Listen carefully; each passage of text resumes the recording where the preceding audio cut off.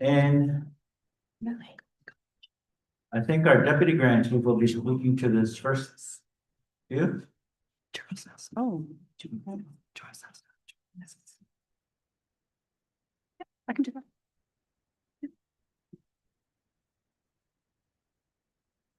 That's already had her using. Yeah. Oh, you did.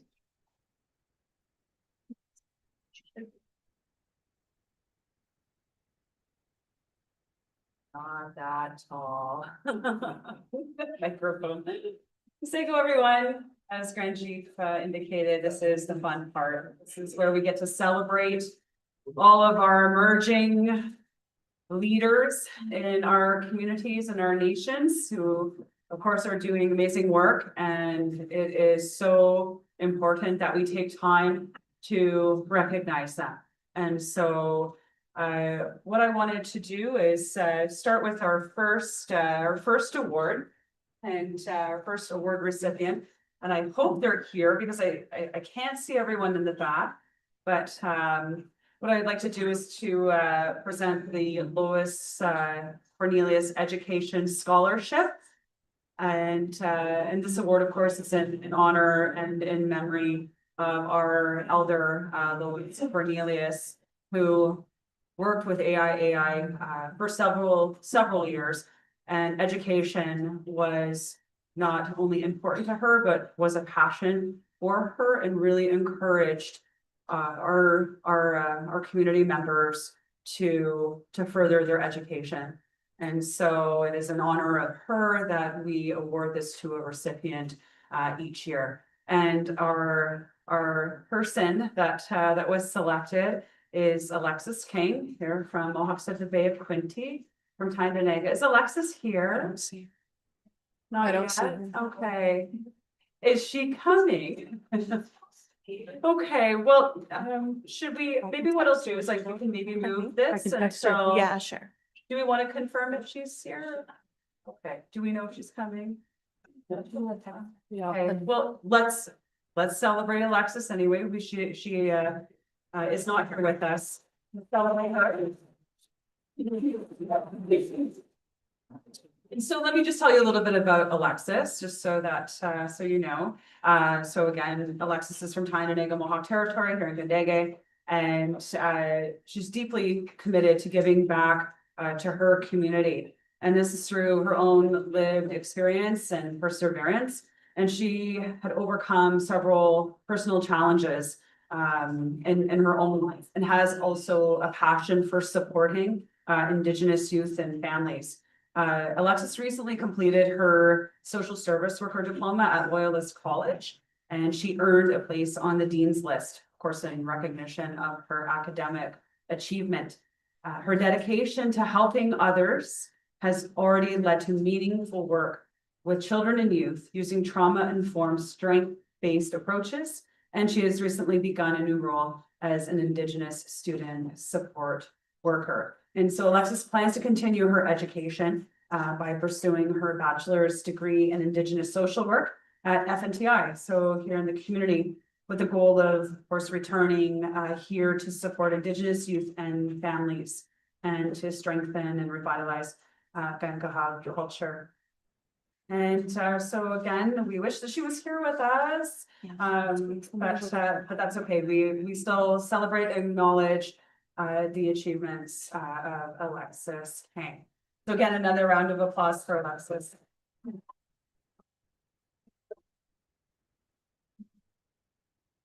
Okay, our next award is the AIAI Language Champion Scholarship Award. And oh, I'm so honored to present this award. So I'm going to present this to Jorasetsa. Jorasetsa, can I say some words about you if you want to come to join me? Jorasetsa. I'm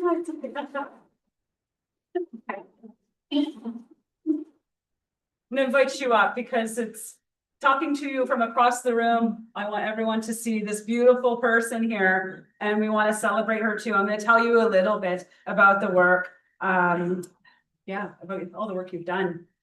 So a proud member here of Tyendinaga Gundege, Mohawks of the Bay of Quinte, Turtle Clan member, and a first language Gangeha speaker. So pretty impressive. So at just 18 years old, you are dedicating yourself to revitalizing and preserving language and culture here in the community.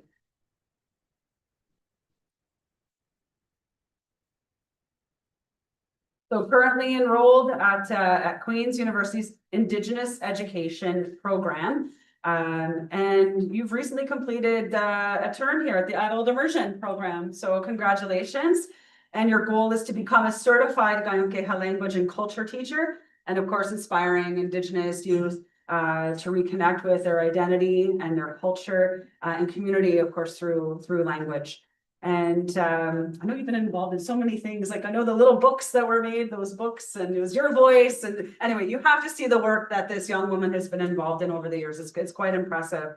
And of course, you know, the teachings and the history, the worldview of our ancestors together while connecting those people to the land and future generations is very important. And so of course, here we are to acknowledge you and celebrate you for your achievement. And of course, I have some money, but let's acknowledge Joris, that's those work. Oh yeah, no.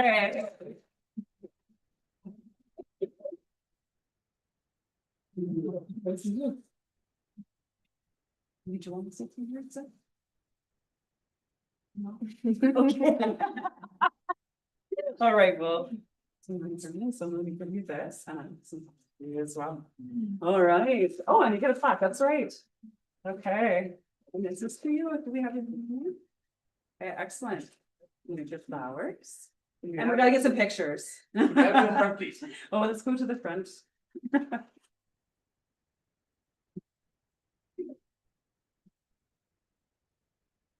Okay. Where do you want us? Not in front of the camera. Right there. All right.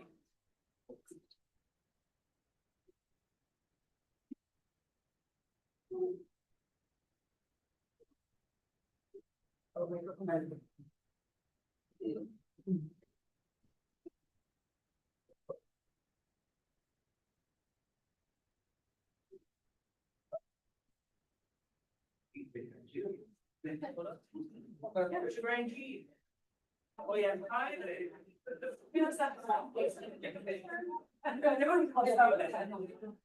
You're not gonna come. Yes, can't celebrate today, Mama.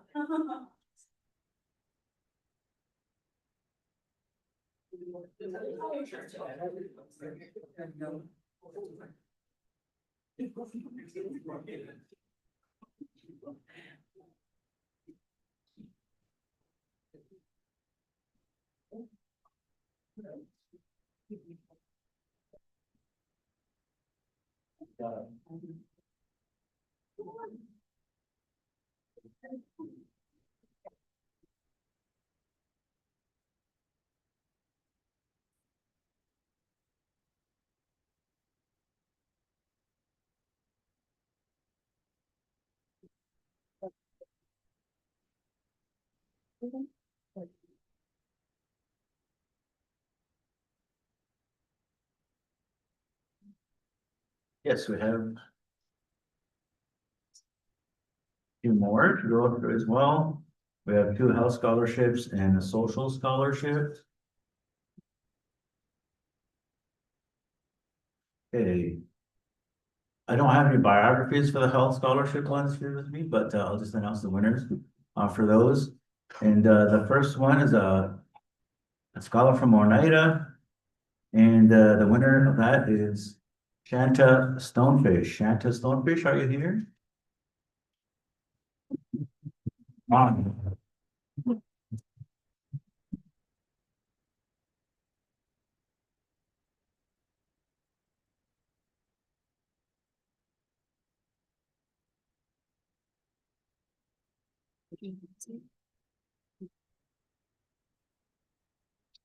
Did you want to speak? So you move over the little bit.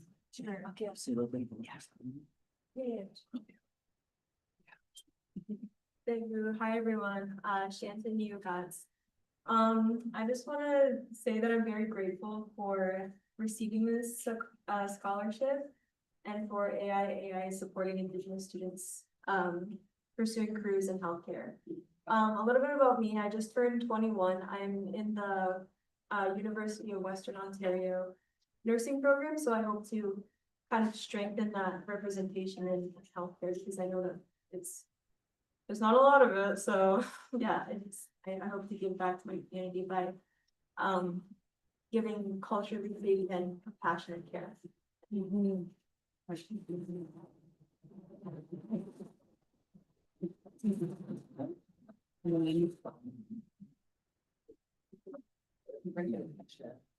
what's going on. Let's go around the front. Congratulations.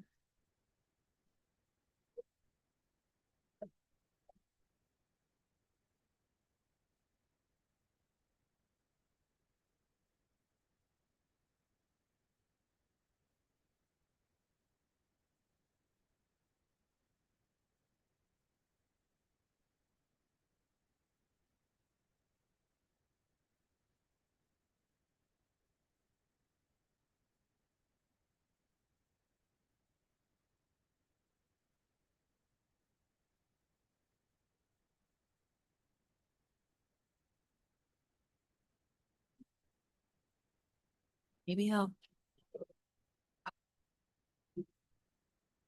Okay, and our other recipient, again, is right from here, in Danega, wants to be acquainting. And I'd like to welcome up, she's here, hopefully, Melissa Green. Nice.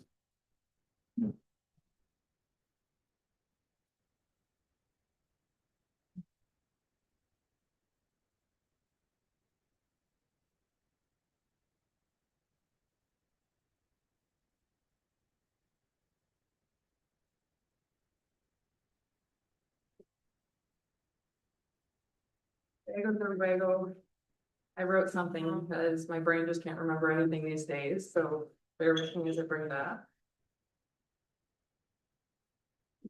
So first, I'd like to say Nyamagoa for having me today.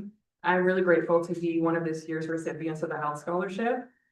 Being able to bring a cultural perspective into my master's studies in counseling psychology and now into my journey as a qualifying registered psychotherapist is something that is deeply meaningful for me.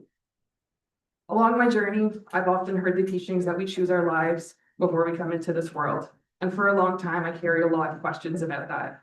Why had I experienced certain hardships? Why did I keep finding myself standing alongside Indigenous people navigating systems that continue to harm us? Why did I spend so much of my life feeling like I had been born into a world that just wasn't built for me? As I've continued along my own healing journey, I've come to understand that many of those questions are rooted in the impacts of colonization and intergenerational trauma. They were connected to a disconnection from who I was as a Mohawk woman and to witnessing how many Indigenous people continue to encounter barriers to culturally meaningful care and supports that support not only mental health, but spiritual wellness, identity, and balance. Working in the justice system for more than a decade reaffirmed this for me. I witnessed so many of our people carrying profound trauma while also seeing how difficult it could be for cultural ways of healing to find space within the systems that were shaped primarily by Western approaches. I also saw how important Indigenous leadership, community, and cultural support are in creating pathways towards healing. These experiences affected me deeply. Like many in the helping professions, I carried what I witnessed while also feeling the weight of trying to advocate for culturally responsive care from within systems where Indigenous voices were often very few. For a long time, I felt called to get a hand drum. Oh, sorry, skipped ahead. My own healing began to shift when I found culturally responsive care here in our community through Good Medicine Wellness. Through counseling with Brittany and participating in ceremony with Elder Betty, I experienced that healing wasn't just about managing symptoms, it was about reconnecting with spirit, culture, our community, and myself. For a long time, I felt called to get a hand drum. When I finally listened to that calling and began to play, something changed. The drum became a way to move emotions that I couldn't always put into words. It helped create space for my spirit to begin returning after feeling depleted for so long. As I've continued my education, I've also become interested in understanding the drum through both Indigenous knowledge and Western research. Emerging research suggests that group drumming can support emotional regulation, reduce symptoms of anxiety and depression, strengthen social connection and belonging, and provide a body-based way of supporting nervous system regulation. While our people have always known the medicine of the drum, it has become meaningful to see research beginning to recognize some of what Indigenous communities have understood for so many generations. Some things need to be felt before they can be spoken, and sometimes there are simply no words for the pain that our people carry. The drum offers another way. It allows us to remain connected to culture, community, and spirit while expressing what words cannot always hold. This scholarship has helped me to purchase 10 hand drums that I will be incorporating into culturally responsive mental health services for Indigenous people.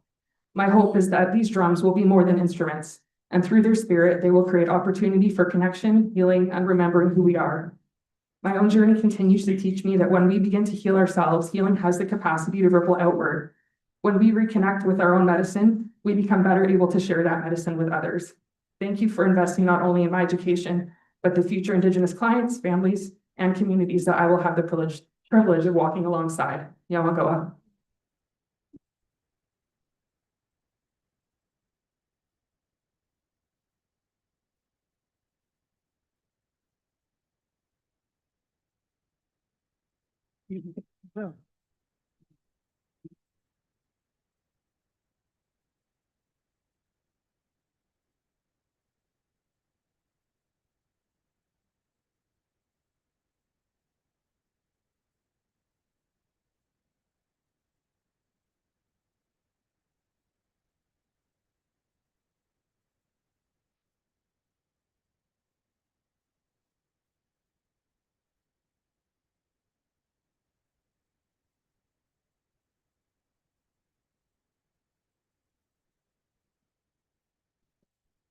All right, our next award, is a social scholarship, and I believe this is the first ever social scholarship that AI has awarded. And I think it's a long time overdue, with reform of child welfare happening and First Nations taking jurisdiction. And we're gonna need a lot more people, more young people, taking up the torch in terms of the social sector.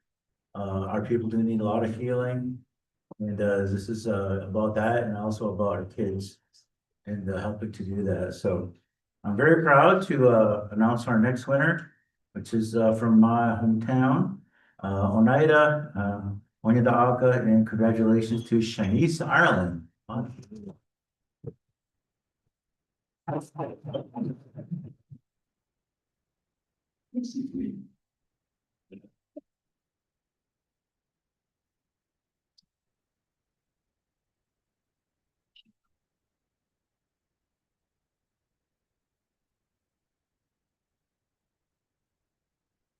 For going.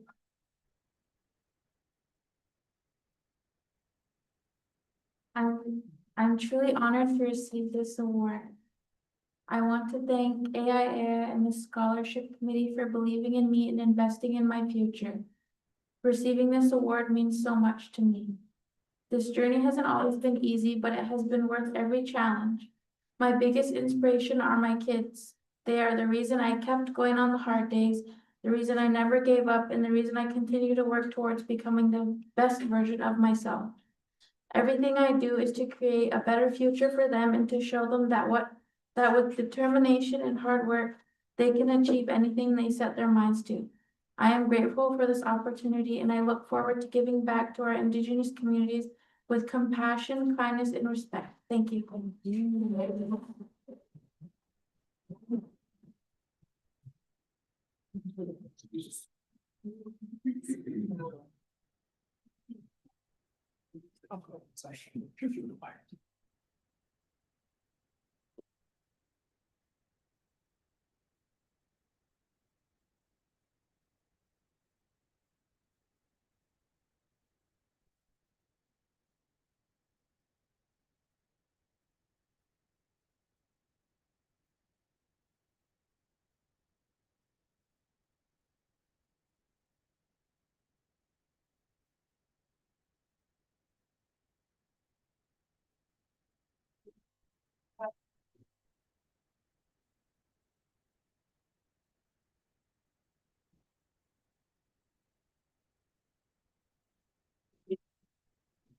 If I could, I'd like to call all our winners back to the front. And with your families too. And we're going to play an honor song because your families were, were there for you too, supporting you. So we'd like all our winners to come to the front if you could. And we'll get our drums to play an honor song. Congratulations once again to all our winners.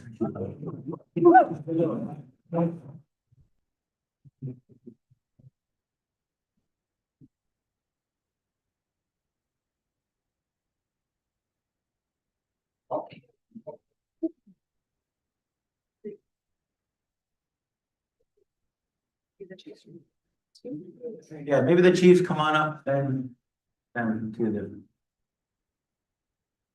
Chief Miracle and Deb, Mom.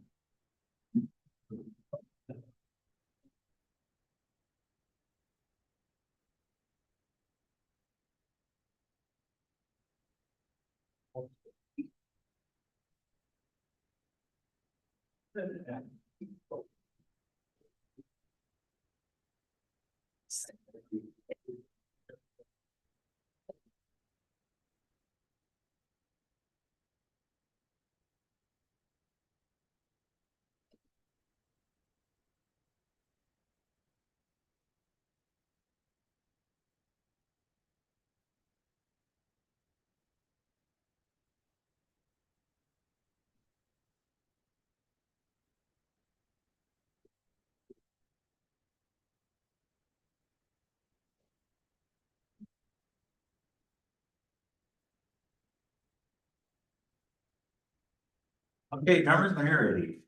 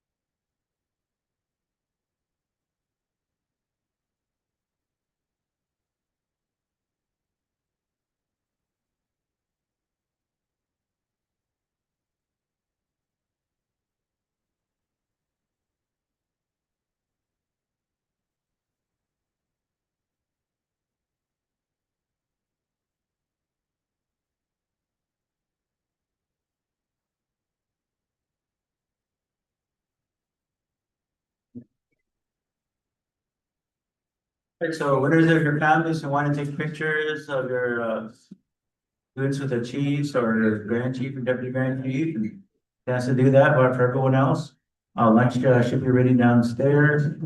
And we'll be having a feast down there as well. So again, thank you for everything, everyone, and have a good lunch. We'll be reconvening approximately probably a little bit.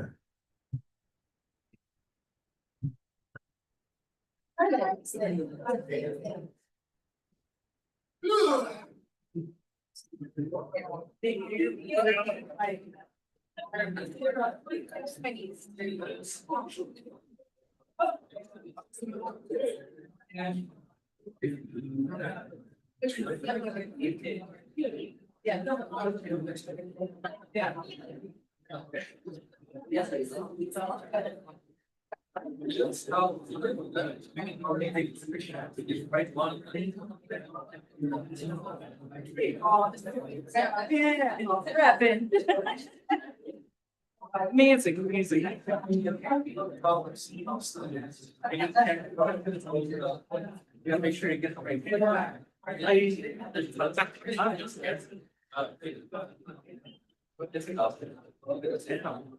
And in terms of the perfection, it's actually doing some lawyer, like, no way. You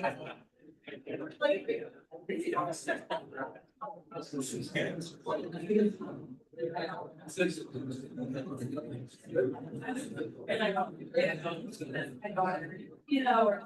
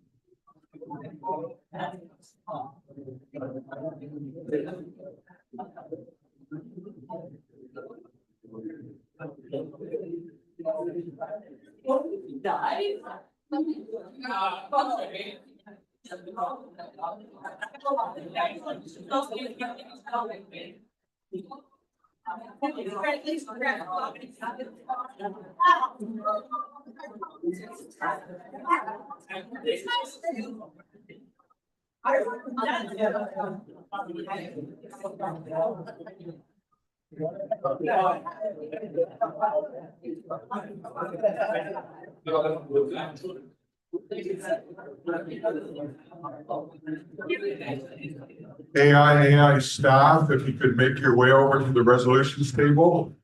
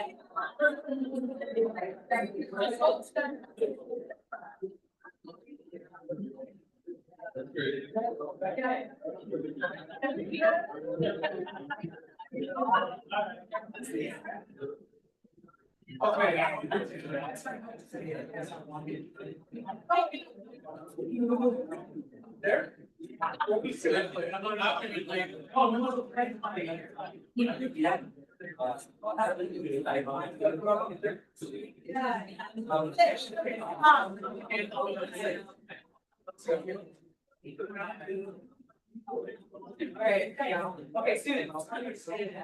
Yeah.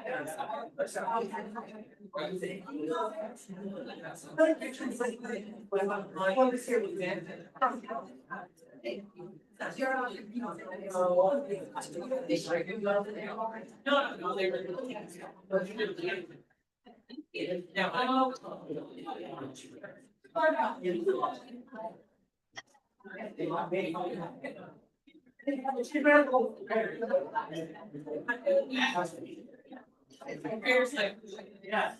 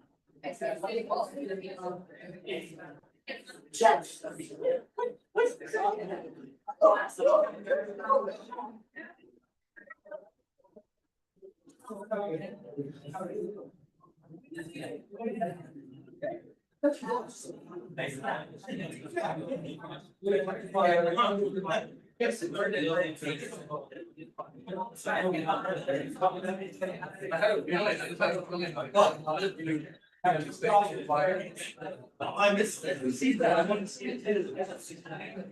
I don't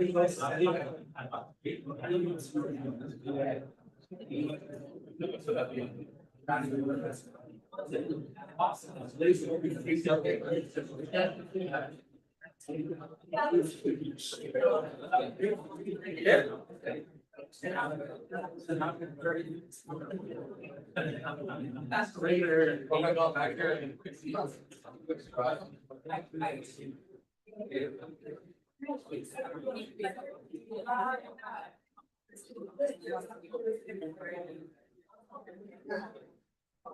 Yes, yes.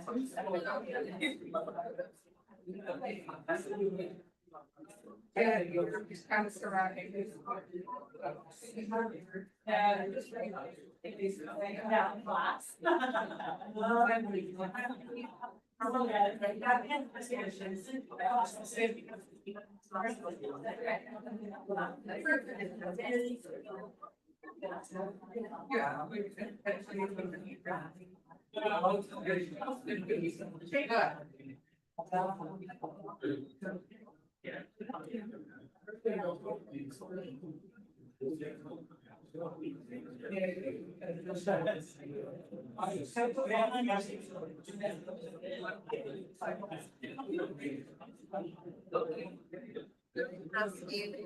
Big Bill, that's really going back. What's going on? I approve this, and he's a girl, but I figured probably he's at the.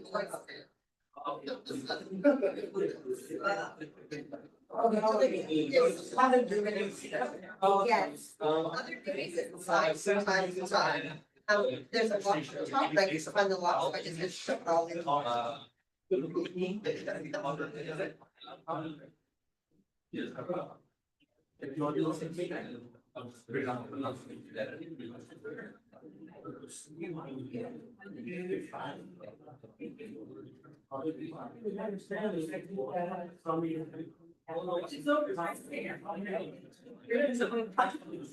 This is like a nightly activity for me, man.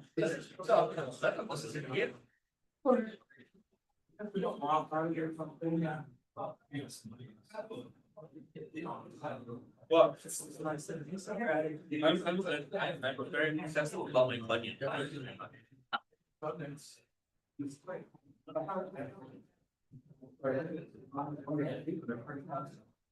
Something that become the biggest thing that.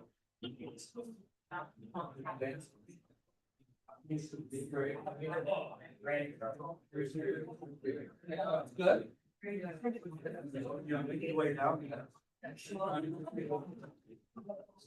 Yeah, that's what I'm thinking. Like, last night I went, you know, those are 8 and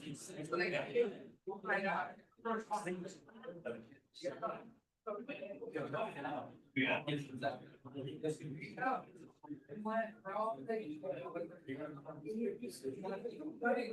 It was a 20.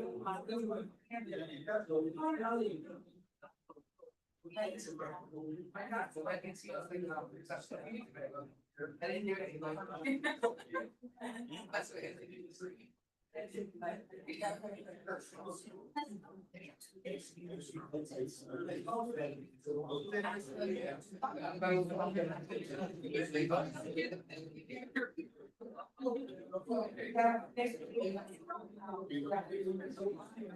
Oh, we went up.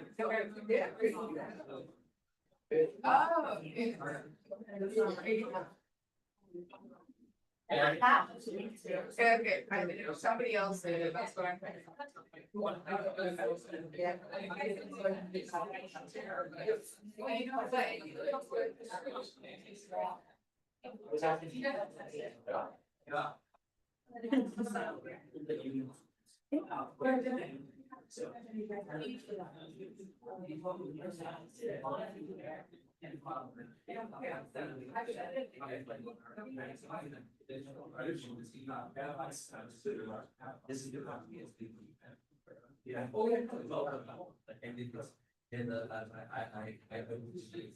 And so there's so many conversations.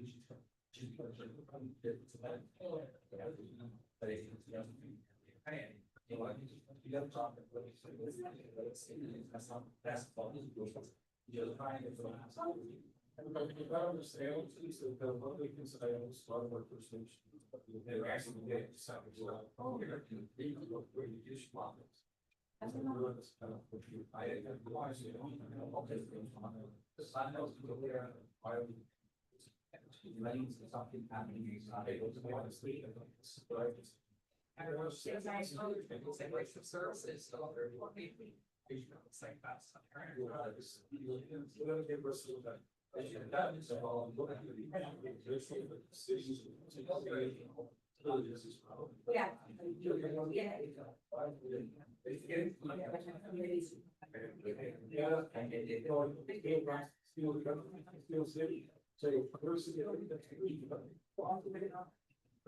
She goes far to share streets, and it's far. It's not early, it's that's.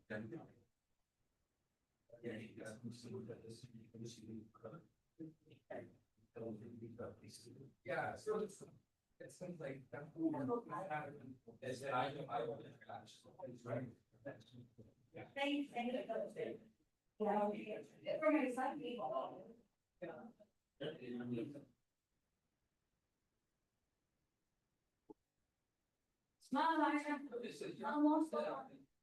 Are you kidding? You have a lot more to go yet. Just the beginning. What's up? What's going I'll rub it in.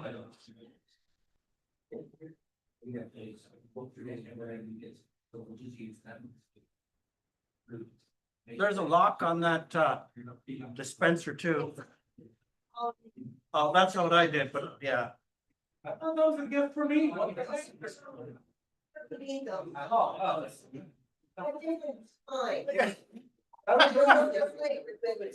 That'll do me for tonight.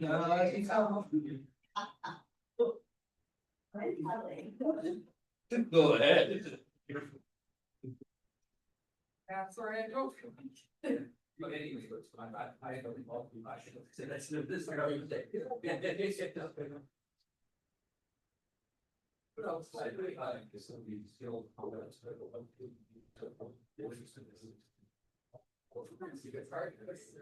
That's cool. I love it. But it doesn't, he doesn't. Anything she should just.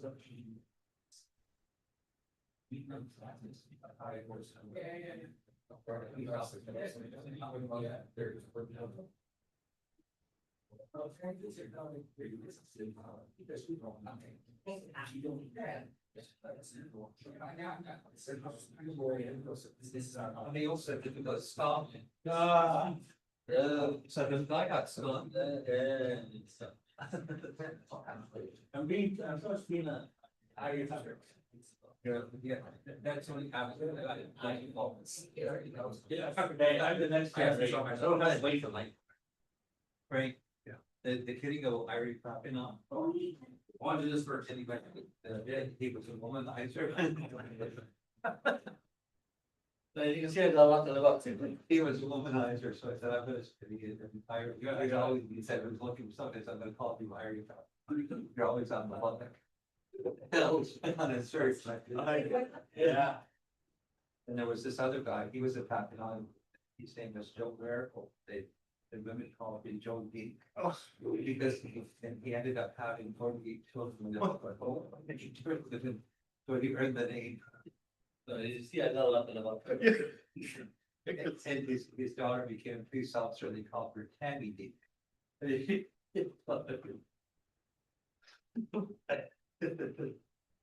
So that's the history behind the Pappy novel. Some of the miracles were referred to as bugs, some of them were referred to as Papillon, some of them were pencils. And the word pencil because this Johnny Pencil is a carpenter, and he used to always wear a pencil in his ear. So they started calling him which John Miracle, Johnny Pencil, you know. Yeah. And then this other guy, he always planted a garden, he had a lot of pumpkins. So they called him George Pumpkin. To all his children, they called them pumpkins. There you go. Oh, man. We have the bucks, the pencils, the pumpkins, the pumpkins, and the jeeps. Yeah. Oh, gracious. And I will have to put it into the deep. I know. But I got a lot to love to.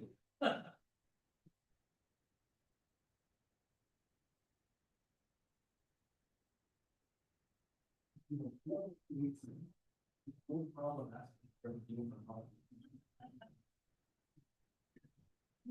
What I'll do is help you go to measure it. I'm really fast. I really. Well, I'm just. First time you get a child.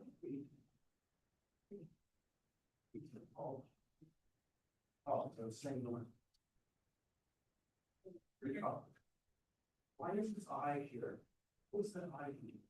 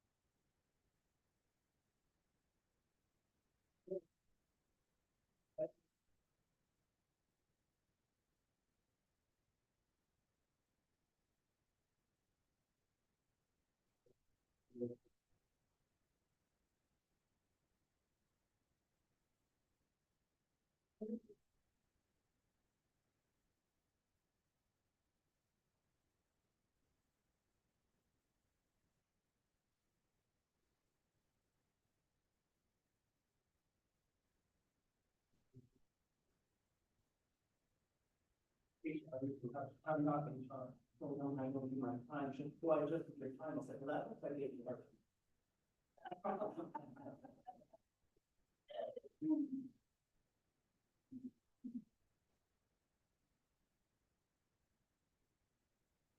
Well, I'll leave you alone if you are.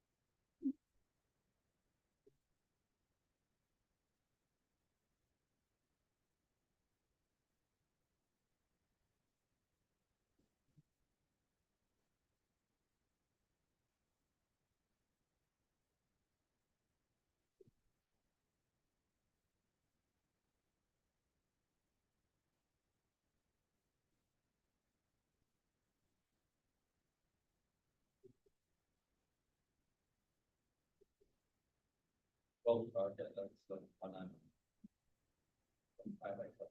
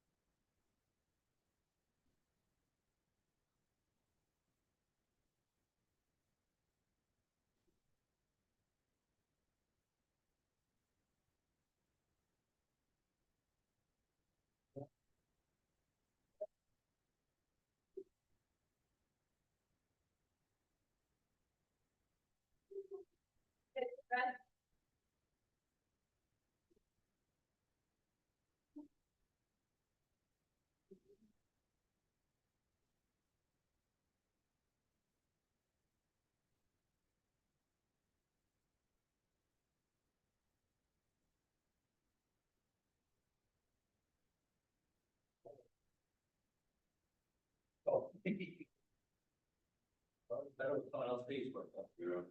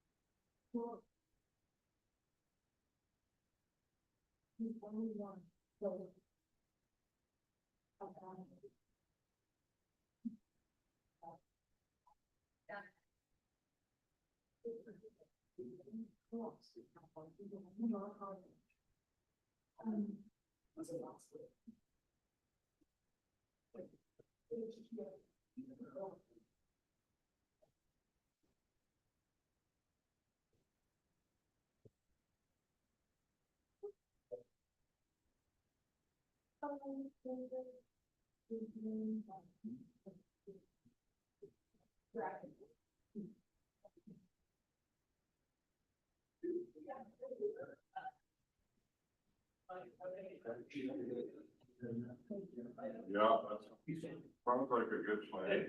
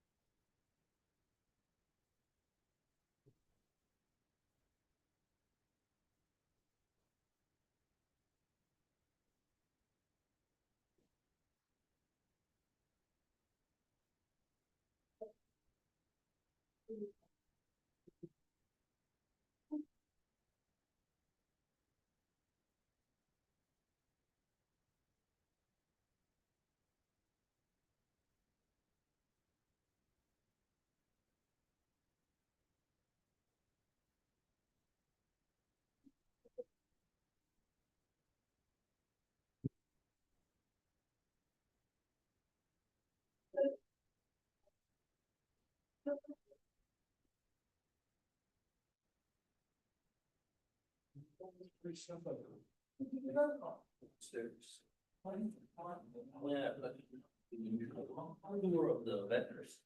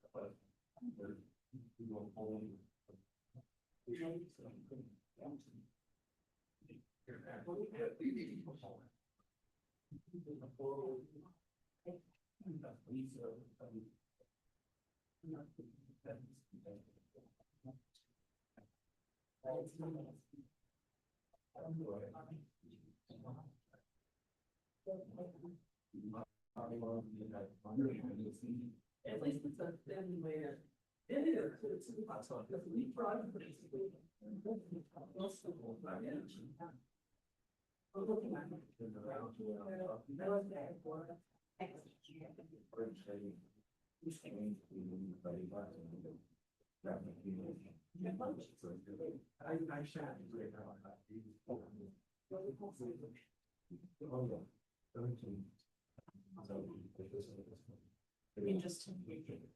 Yeah.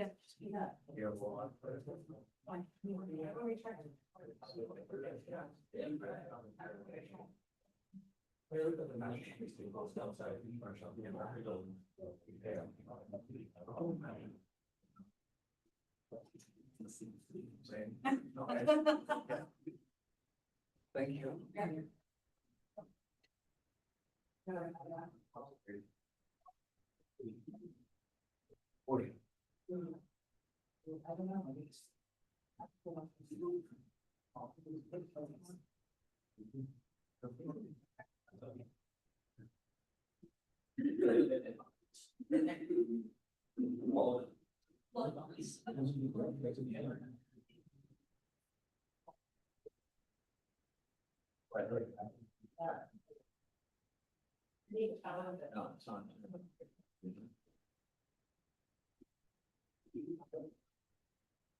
Another one? You go right over the cupboard full of them. I was gonna say. I still got a cupboard full of them. Well, look at this is useful, it's a power bank. Oh, those are always good. I know those are always good. Especially the power bank.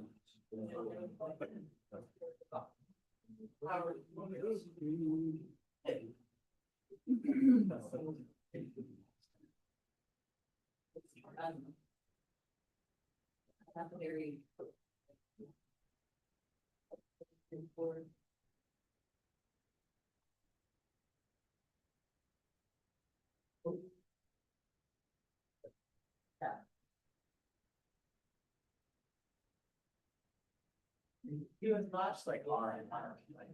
Yeah. I think I went through some sushi. Oh, raw fish, actually, I love temple. Vegetable temple. That's just like vegetable. It was not about fancy wines and some workers. It's a really good album. It's a few guys that are up here. Yeah, I'm waiting on them. Stick their pinky out. I live right here. Good. Like, I think I have flaws. Yeah. That's actually like. Yeah, that's pretty good. Peer pressure, Dutch.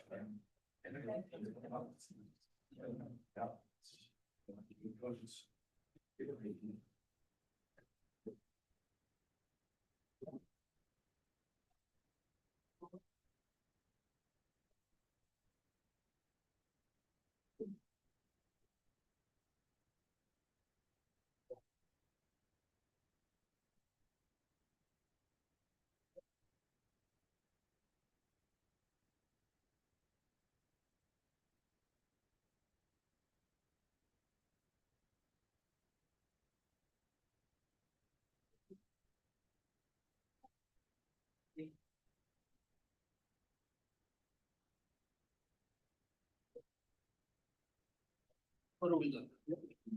So I'm gonna eat, there that.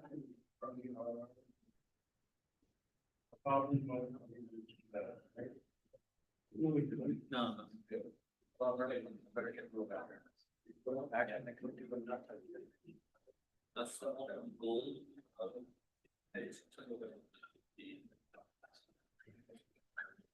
Everybody. At least the damn tools in one. We got the clicker this time around there, Gord, if you wanna. You got the clicker? Yeah, wanna go ahead yourself on it. Okay.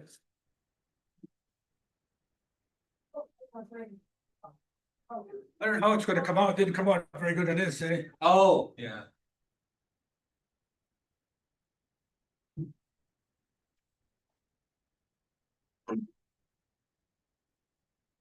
Oh, right.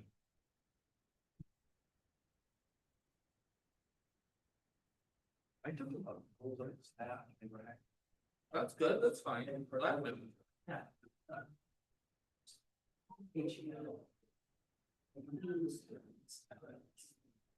Yeah. Oh, we gotta do this late.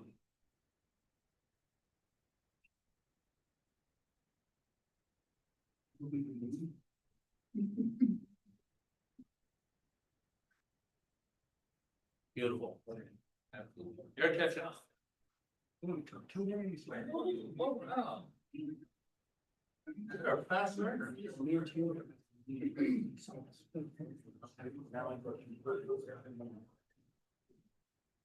Yeah. See this here? It was this black when I started. Yeah. Now it's done to me. Oh, that's why it takes it longer to get that great. Yeah. Yeah. Solely for that. Just, I thought I was. Thank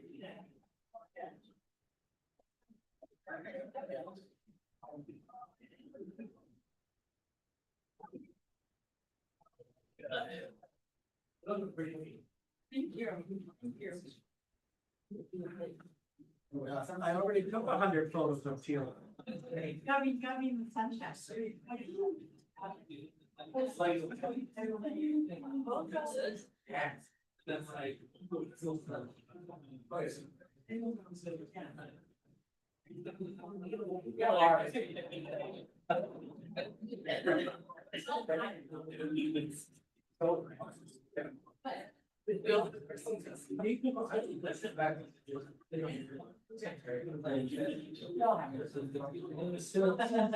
Yeah.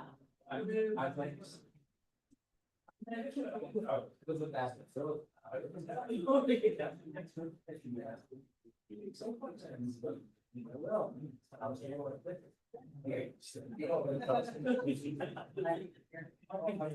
Yeah.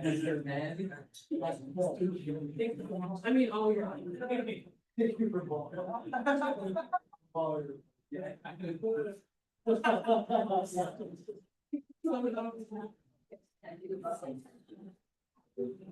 Yeah, so.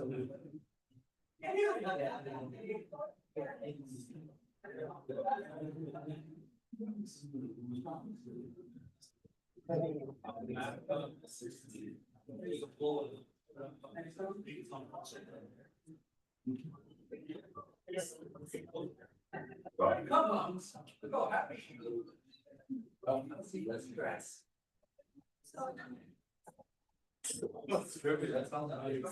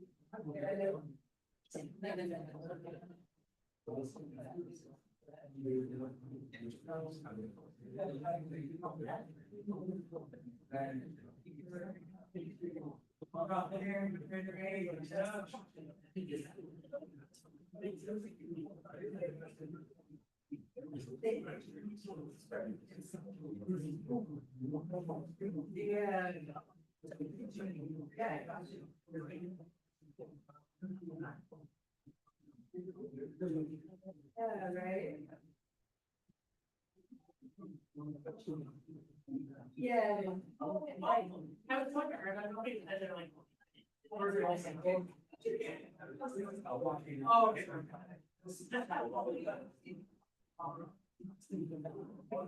Yeah.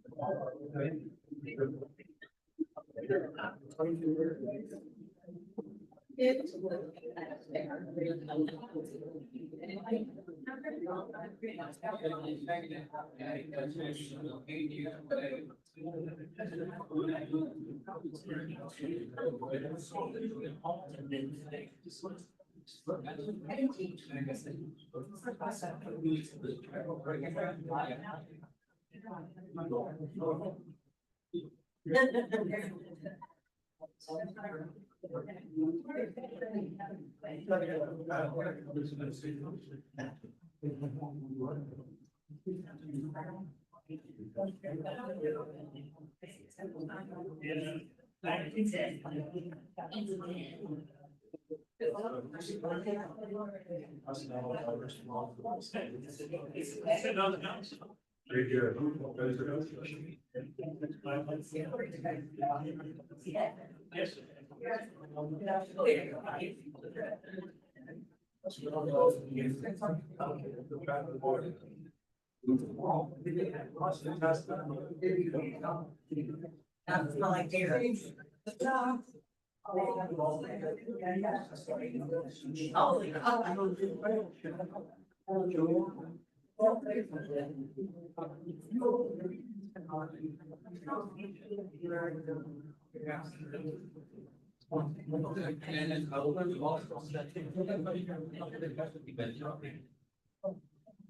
Yeah.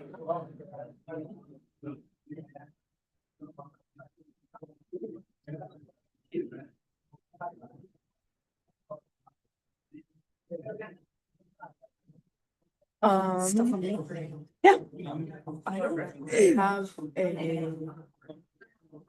Youth? Did you message the? Yeah. I don't think you have a There were, physical there were report. resolutions. Huh? There were resolutions, I believe. But Holly, maybe I'll ask Holly. Cause I was gonna say, even if you just were able to just provide a verbal report. So like what you've been doing it, but what you've been doing in your communities too, though. So that's what I asked. I don't know. Of course. That's what I asked, the youth council, so I'm not really sure. Yeah, can they just speak to what's going on in their community and then, I mean, obviously, we haven't had, we haven't had a meeting in a while. We need to figure out how this will function, because yeah, there's no youth coordinator. So, determining. Yeah, okay, maybe how the youth want to move forward from that, right? Yeah, Yeah.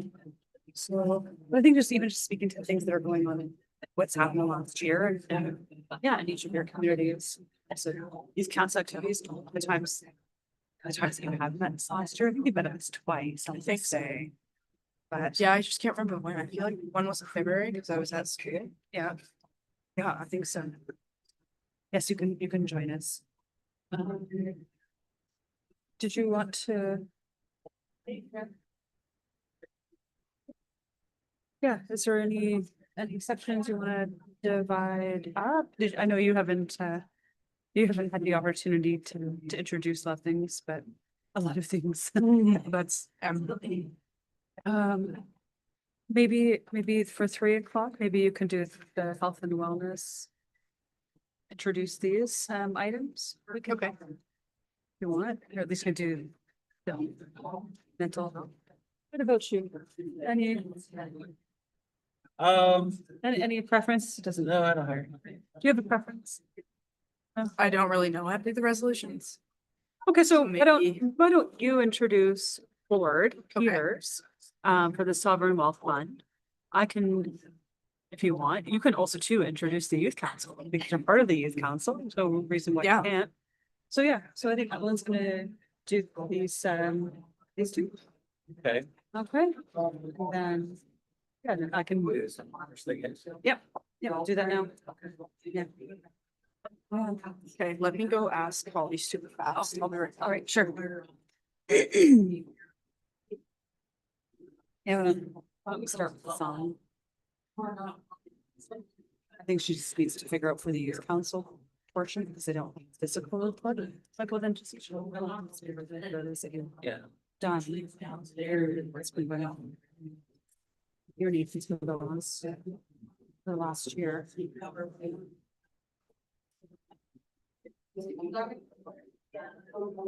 Yeah.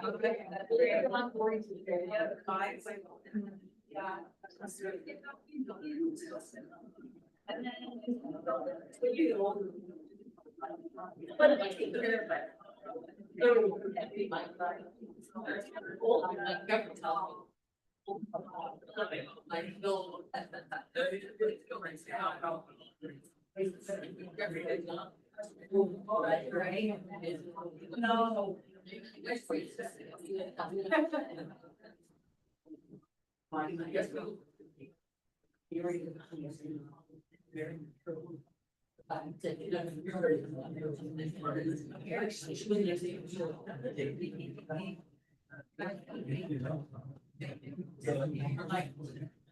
That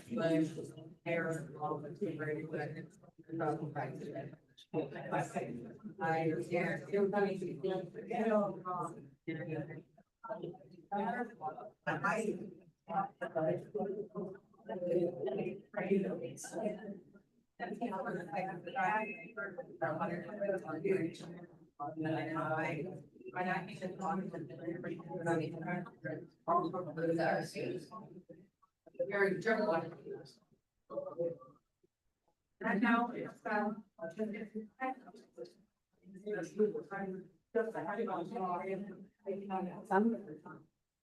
Oh, yes.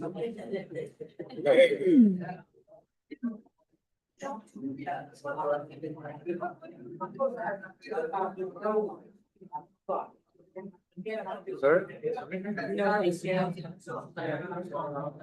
Aspartame in it, sorbitol, L-G, sugar. I don't chew them.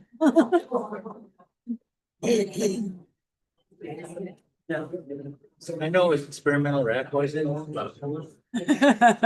Exactly. So I try to stay away from it. I couldn't even drink my pop. It was so sweet. It's like, holy man. Yesterday, I drank the Pepsi problem, 34 grams of sugar. I had one of those and I can do things. I took one sip and I was like.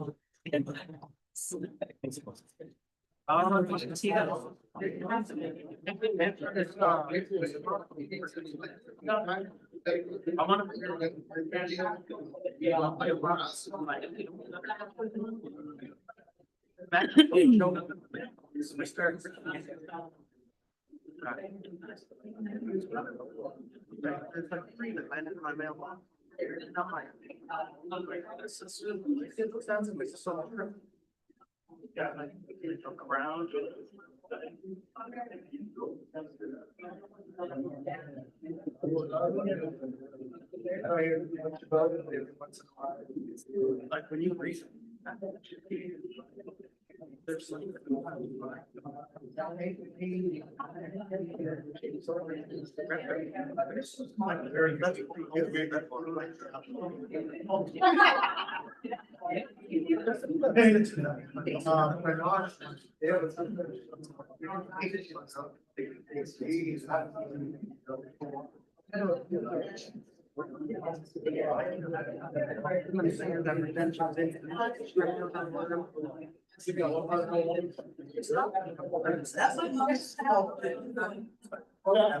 I think.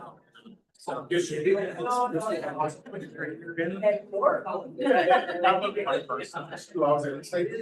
And I'm listening to everybody else. Bringing it up.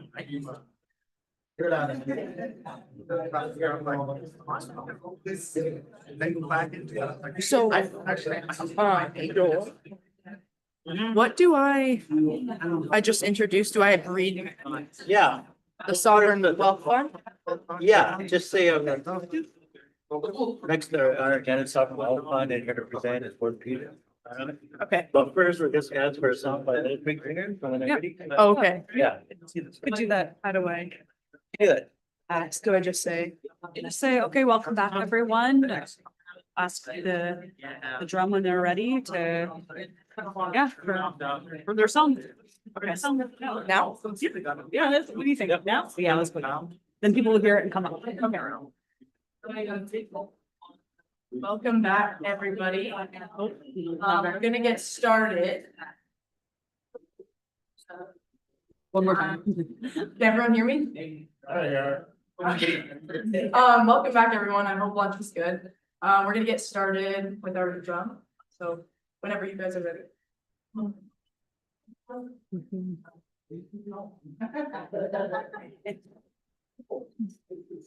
I need to talk to write things down. No, you're good. Good.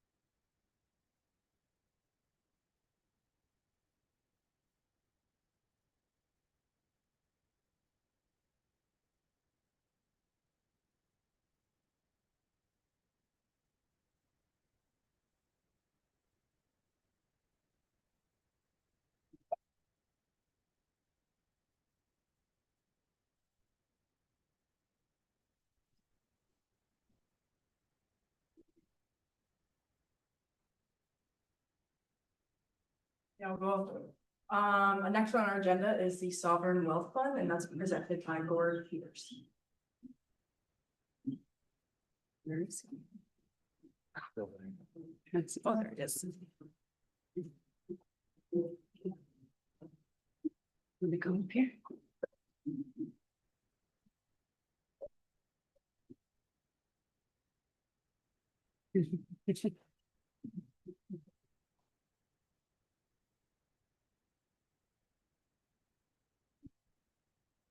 Could hear way back. Oh, yeah, I was wondering if you heard. I was thinking, I wonder if they're talking about me. I'm talking about you.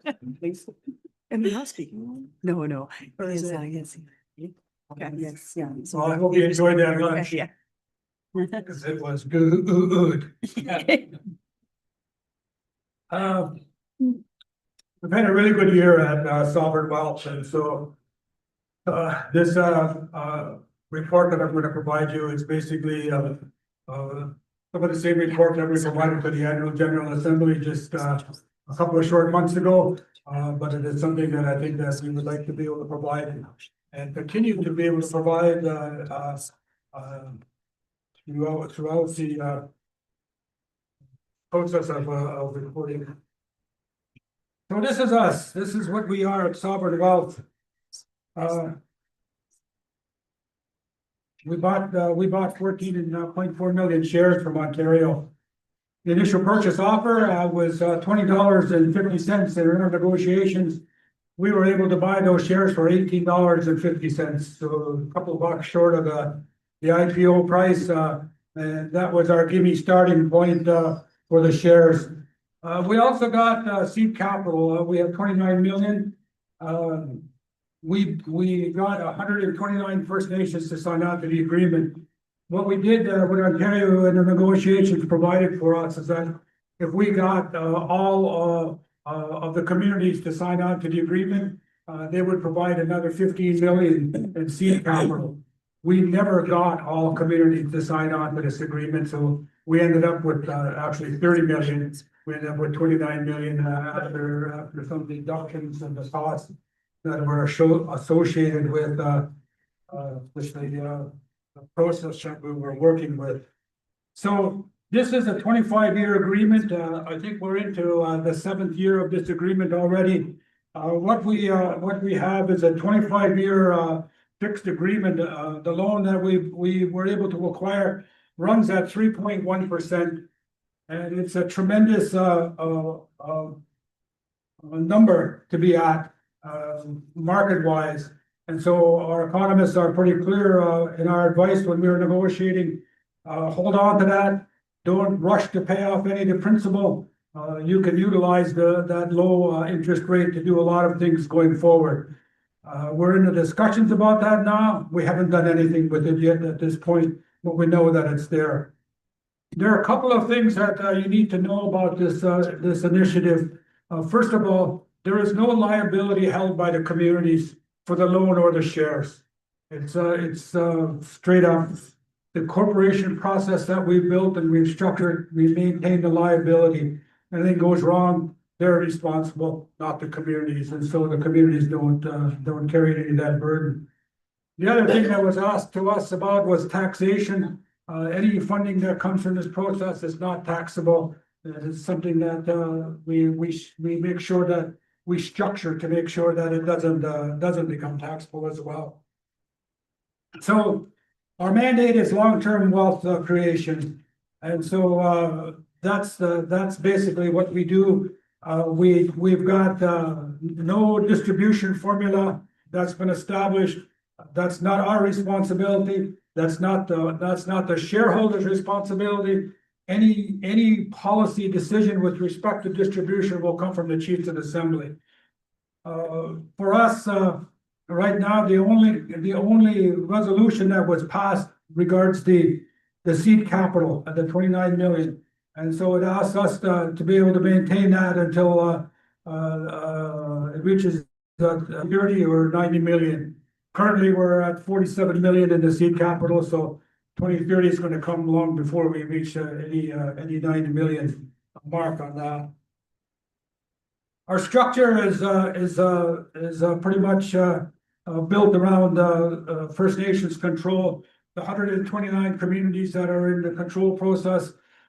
Where the board and what our board responsibility is to manage the funds, is to invest and to be able to create economic opportunities, to be able to continue to generate wealth. We've got two main corporations, actually got several corporations, but the two main corporations that we work with are the Power Holding, that holds the Ontario shares and the Ontario loan. The Capital Wealth Fund that holds the seed capital and the diversified investments. I'll talk to you about the diversified investments in a minute. They come from the capital, the shared, the sold shares that we have, and that we've managed to be able to get released from government. So right now, this is how the fund has grown in that short period of time. We're currently sitting at right about 914 million right now. Our current loan that we have right now is still at 245 million. We get dividends quarterly. We pay interest on our loan, but we don't pay on the principal. So our total right now is about 669 million that we currently have that we utilize. So of that, we've got 590 million in Hydro One shares that we have. And as I said, we've released some of those shares. As part of the diversification process that we use. Of that diversification, we have about 237 million. And our reinvestment and our dividends that we receive, we've got about 39 million and a 47 million in the seed capital. That's what makes up our 914 million. So it's the pot is growing, and that's a good thing. Two, one asset we called it to diversify. When we created the shares, we didn't know where we were going to go with the shares. We knew we had shares. We knew what happened was that almost immediately the shares started to grow. We went from $20.50 within the first couple of years, we're over $30. But we had a couple of hiccups. And every time the government interferes in any way with the market process, the shares go down in price. Ford, in his wisdom, decided to remove the board and replace the board at Hydro One. Our shares immediately dropped about $7 a share. So if you got 14 million shares, $7 a share is a lot of money to be able to drop in a short period of time. So the market regains that. We have a second hiccup with about the same thing. So what happens, our economic guys say to us, you need to start to diversify that fund because the only thing you're operating with are shares right now. So we set up a policy process and we decided that we wanted to be able to figure out how we were going to move shares. And so we started moving shares. We started selling shares. And we sold those to our finance company. We were able to sell those shares, and from those shares, once we had a semi-agreement, a working agreement with the Ontario government about selling the shares, because the shares are the assets for Ontario against our loan. Okay, so once we got an agreement to be able to go ahead and sell those, we started to be able to sell those shares. And we started to diversify. And so Connor, Clark, and Lunn hold all of our diversification. And our policy process, we look at and we say that this is how much we think that we should be making. I think we're above that policy process right now, somewhere in the neighborhood of 8.5%. So our investment at a glance, we estimate 5% a year is what we wanted to be able to have. I think this year we're operating at 8.5%. So it's making money. We get a long-term mix of roughly 50% stock, 35% bonds, and 15% alternatives, not only across the country, but globally as well. We've got built-in safeguards that no company can be more than 5% of the portfolio, and no company and no industry could be 30%. That's to make sure that if anything fails out there, one of those companies fails, we don't lose everything. So we've built in the process. And what we've also done is that we've made sure that we look at the environmental and ethical practices. We try to do green investment.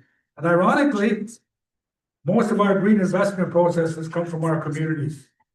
Our communities do a lot of green investment, and so we invest in those processes as well. It's very supportive of our communities. We finally got this year a final agreement. What happened to us was that there was a structured arrangement with Ontario. And in that structured arrangement, that there was a limit on where we could invest. We had the finance company go through and they did a 25-year projection. Those circumstances that we had. They proved to the Ontario government that we couldn't make any money in 25 years under the circumstances that we had. Ontario agreed. They started to negotiate with us. It's been 2.5, almost 3 years. This year, we got an agreement from our shareholders, and that final agreement is in place. So we're happy now that once those shares are now sold, and the diversification goes forward, those shares belong to us. They're no longer attached as that part of Ontario. So that's the good news about that particular process. Shareholder voice in Ontario, this has come up a number of times over the years. Hydro One is basically a monopoly, and they control all the distribution in Ontario. And they do all the planning of what happens to our communities and surrounding communities and everything, but we don't have a voice there. Although on the board of directors, there are maybe, at one point, there were 3 Indigenous people who sat on the board, but they weren't connected to us. And so what we decided to do was to try to figure out how we could have a better relationship with Hydro One. We meet with the board of directors at Hydro One. We have a conversation with them about the things that we think that are important to our communities, and in particular, the investment process. Ontario has a major policy process with our communities. And anytime they do any kind of work with our communities, the investment process is 50%. They're the only ones that have that policy right now, the only corporation in Ontario. And so we keep pushing to be able to see how we can expand that relationship and what other things need to grow. A resolution came from the Chiefs of Ontario with respect to this process.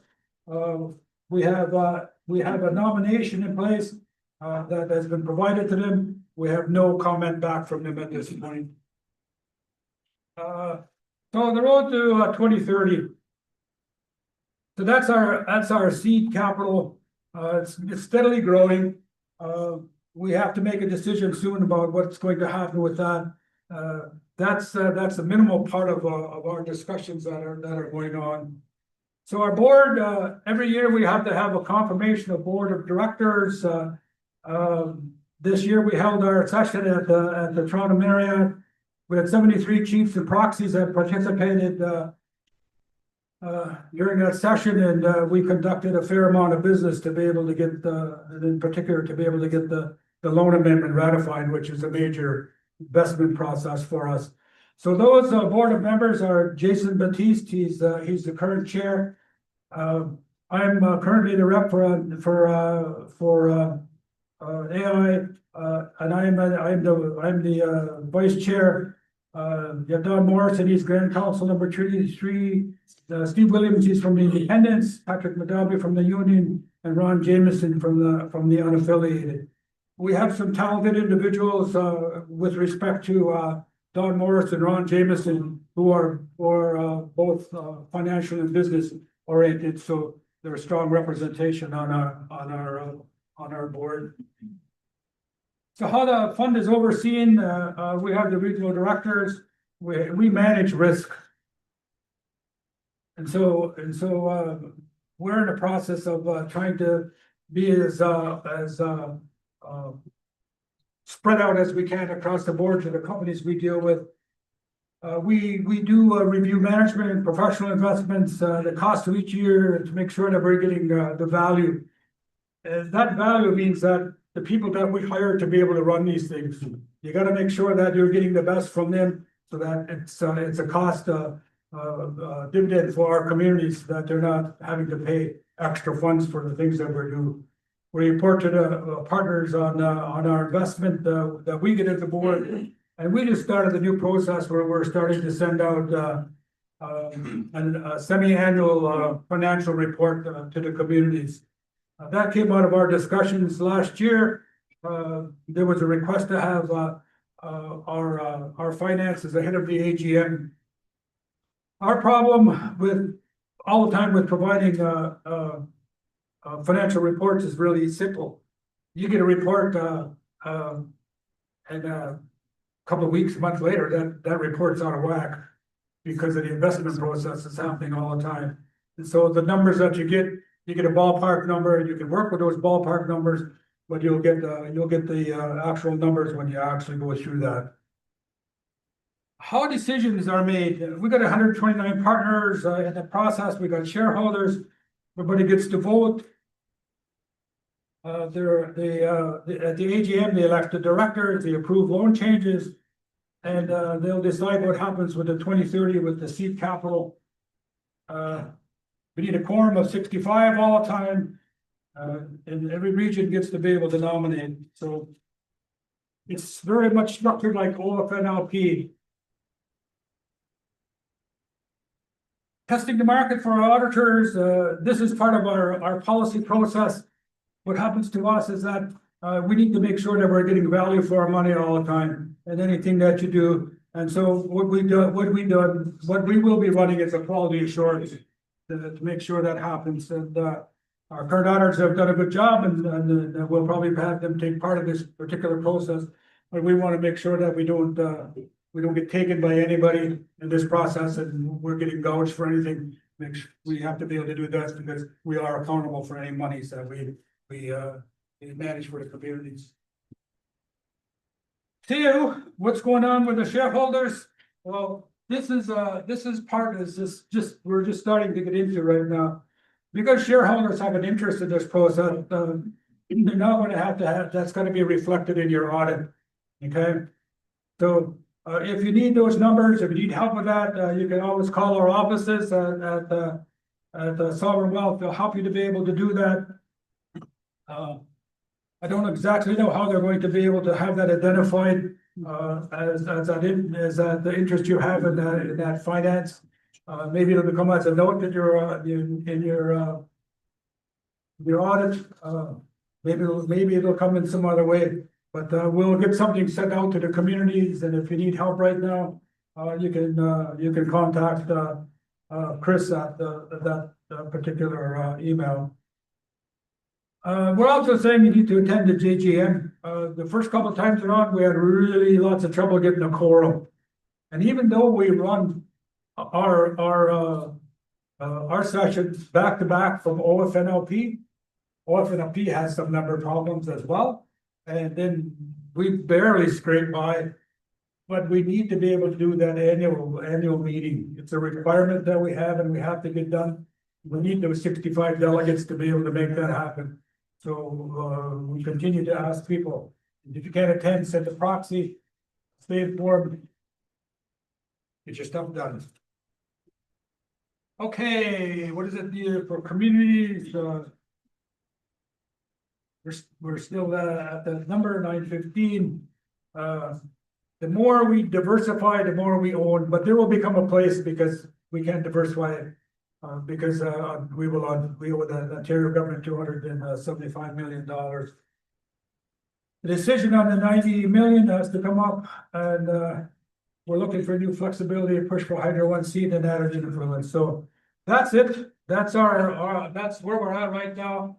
There's just added some funds for added some acronyms for some of the things that we want to be able to do to continue to help people where we're at with Sovereign Wealth. So we're moving good. The funding is moving good. The investment process is ahead of schedule from where we're at. We will continue to diversify. That means we'll continue to sell shares and we will continue to invest. And at the end of the day, at some stage, this money will become part of the process for distribution. So in understanding where we're at and what this process that we're working with, and OFNLP, when we negotiated the OFNLP package is about 2.8 billion, 2.28 billion around there. Okay, so this package is roughly 1.2 billion, so almost about half of what's provided there. So there's been a lot of discussions about this, about what happens in 2032 when OFNLP terminates, and whether new agreements will be negotiated. And people are talking about this as something that they will look forward to as well. But we keep this open, we'll continue to invest, we'll continue working on behalf of communities. That's it.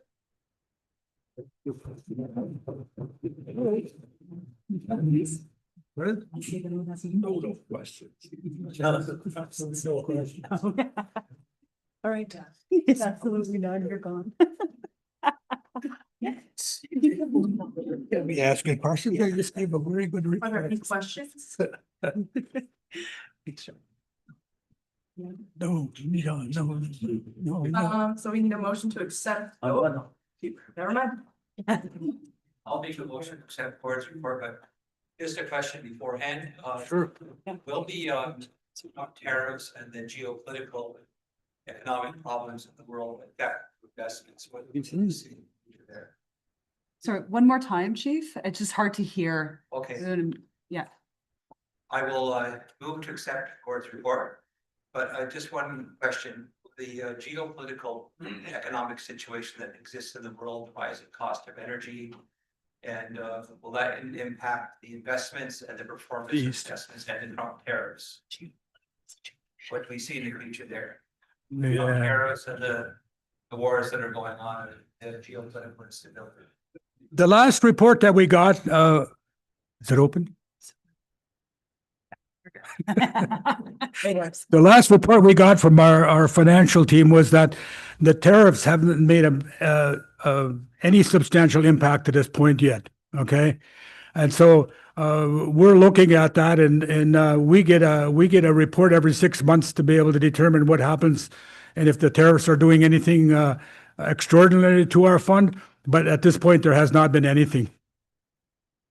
And the geopolitical tensions that exist in the rising cost of energy that affects all the other economic sectors and the gross domestic product. So that's it's actually 2% less this month than it was last month, so it's on the decline. So I don't know how that interacts with investments. So.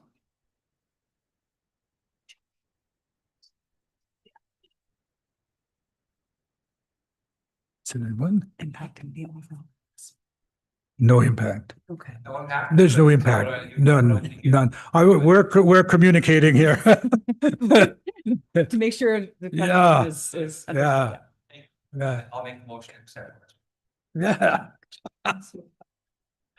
And second. Counselor Curtis-Brennan. So that, he said he was appointing me to the board. Accept the report and appointment to the board. The two is things. And then we also need a motion to sorry. Oh, yeah. Sorry. Any objections? Any abstentions? Seeing none and hearing none, the motion is carried. We don't like. You're good, okay, perfect. So the next one, we need a motion to confirm Gord Peters as the board representative on the Sovereign Wealth Fund. We have a mover. Also, we report match one. Thank you. Councillor Luke McCoy from Batchewana and seconder. Leah Commandant from Wapa. Oh, perfect. Amendment. Okay, Leah Commandant from Wapa. And any objections? Any abstentions? Seeing none and hearing none, the motion is carried. Oh, excellent. Sure.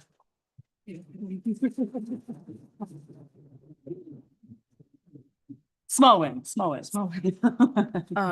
Yeah, for you. So do you? Next on the agenda is our AI Youth Council report / conversation. So Holly LaForme is gonna come up from Mississaugas of the Credit First Nation, and Malia also going. Okay, Malia, perfect. yeah. I think I'm not Sarah. Malia. Sarah's coming. Yeah. So maybe we could just. We should have a chance to speak.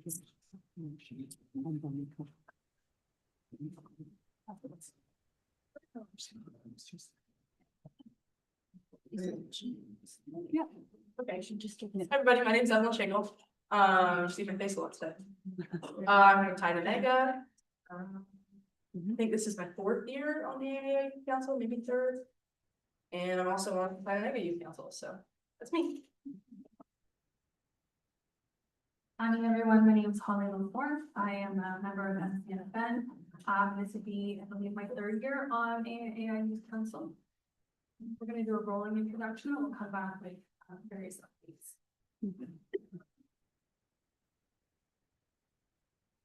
Hello,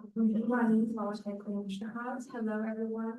My name is Malia Tebow. I'm from Caldwell First Nation, and I will be going to my 5th year on the AI Youth Council.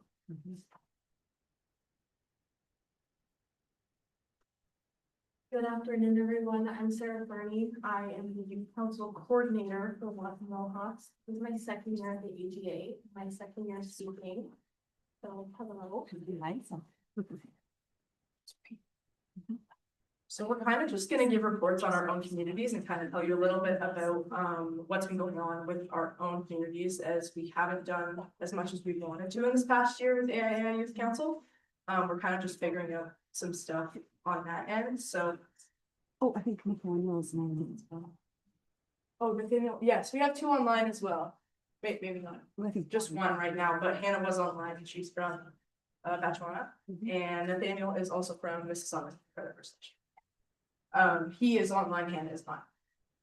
So from Ty's perspective, so our youth council is still figuring out kind of what our framework is. We're trying to see what policies we have to put in place and how we kind of mimic chief and council. We're still trying to figure it all out. We still are working with chief and council on figuring out gaps, seeing what we can help with, seeing how we can benefit them and how they can benefit us. We did, however, on Sunday, have our first kind of big event. So that was pretty exciting. It was a family fun day. We had 250 people sign up. Ended up only getting around 60, which was kind of expected, but it was still a really great day. We had stuff like face painting, and a giveaway, bouncy castle, just little things for families to get together. And then, yeah, so for youth council piece of that, that's kind of what's going on. We currently have 4 members and a coordinator who is back there. Hi, Maddie. And so some other things our youth are doing. Me and Maddie and I are running a summer camp, but it's only every Wednesday. So it's called Youth Summer Adventures. It's also intergenerational every other Wednesday. So the first Wednesday we went to, I think it's called Tamworth. It's like north of Napanee-ish. But we did focaccia bread making with the elders, which is pretty cool.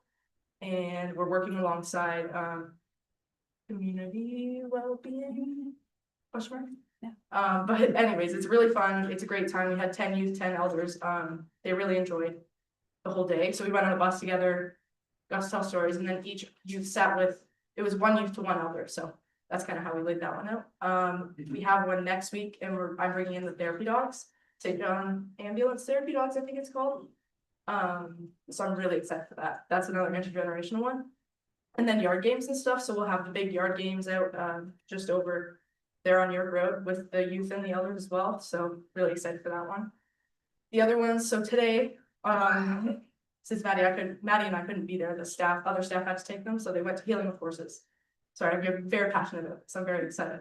But in the county, there's a place where you can do like therapy kind of based stuff with horses and other farm animals. So that's where they are today, and I'm so excited for them.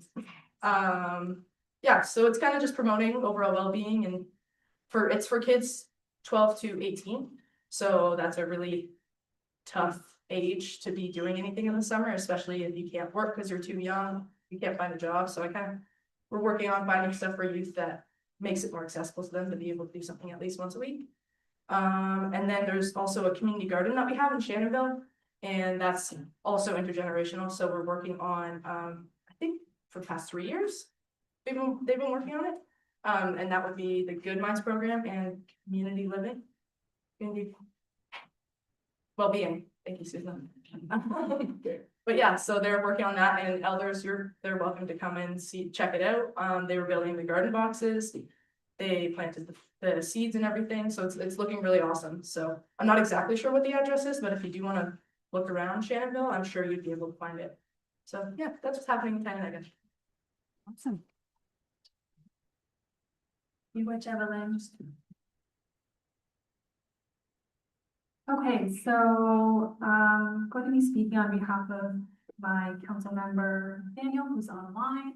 But since Nathaniel and I started on AGA Youth Council, we've worked very closely with AGA and our own nation to establish our youth council for MCFN, where we had a very, very impressive turnout as we created the structure and put together the terms of reference. At one point, seeing involvement from 17 youth.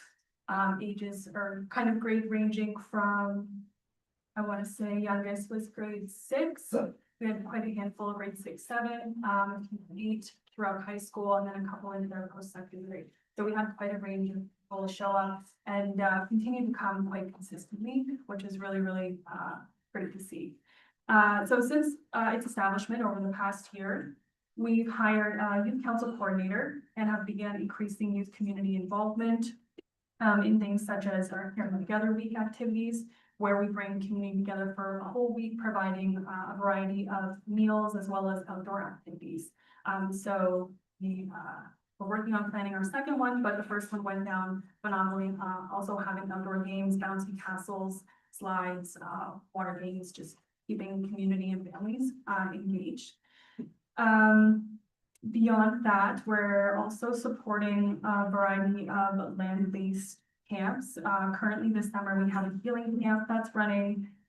Youth is supporting a youth day camp as well as a camp for kayak skills and eco skill development.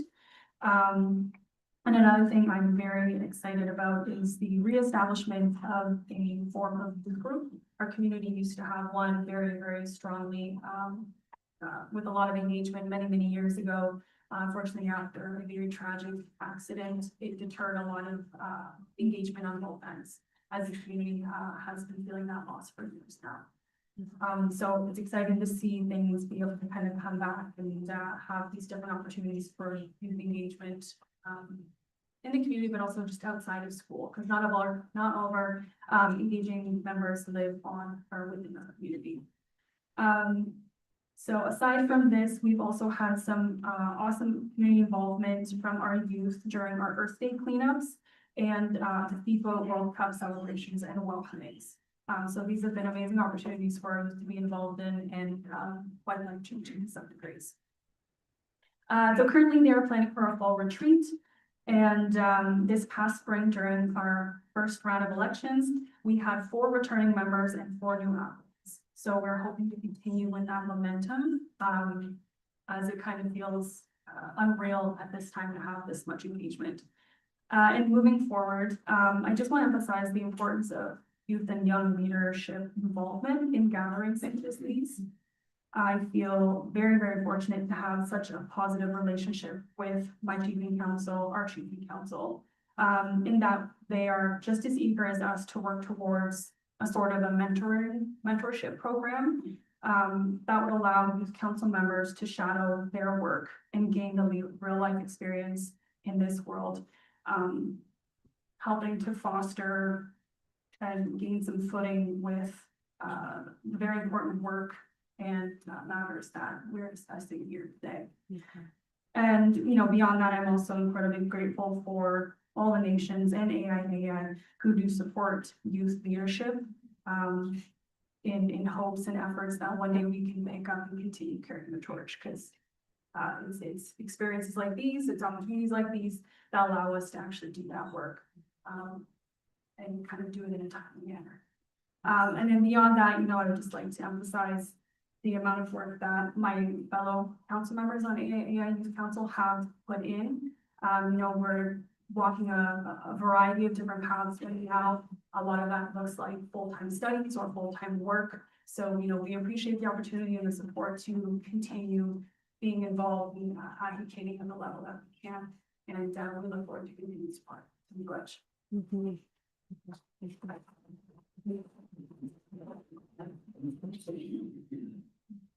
Hello, I'm from Caldwell. One of our biggest successes in the past year would be our annual water walk held by the advisory committee. We're going on to hold our 4th water walk this coming September. We also hold a beach cleanup every year during our water walk, where we clean up the beaches of Point Pelee while we walk. We're also planning a youth mental health retreat this coming August, where we'll be looking to hold a week or a middle of the week for the youth to be able to come down. And we're going to a butterfly observatory where we can take the time to bring more youth in. We're currently sitting at, if I'm not mistaken, 10 youth advisory committee members, which is a big plus from starting a couple years back, just being 2. Yeah, we're making slow steps, but I wanted to take the time to thank everyone who's supporting the youth, wanting to get out there and continue to get the youth more involved in the communities. I know it's a big undertaking. Not all of us want to be as involved as some, but I think it's important that we continue to support the youth in as many ways as we can.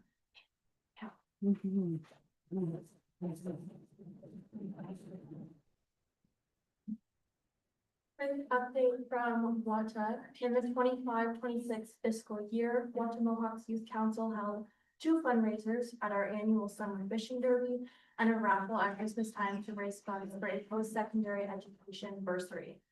The Youth Council raised $1,155, and the WATA Mohawks Council matched that amount, making our total $2,310.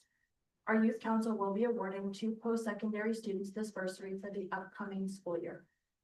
Our Youth Council will continue to fundraise and keep this bursary going for hopefully many years to come. Our Youth Council is still continuing to grow, and we are lucky to have been able to bring 2 active Youth Council members with us to this assembly, and we have 2 new applicants to review when we return to community. Additionally, we took 2 youth to the National Aboriginal Trust Officers Association Conference in Ottawa in March of 2026. This was an opportunity for our youth to expand their knowledge on trusts as well as financial literacy. It was important to me that we had youth attend this conference, as our youth are also future trust members. WATA Mohawks Youth Council will continue to grow and become more independent over time, but we are very proud of the things that we have done in the last year. Thank you.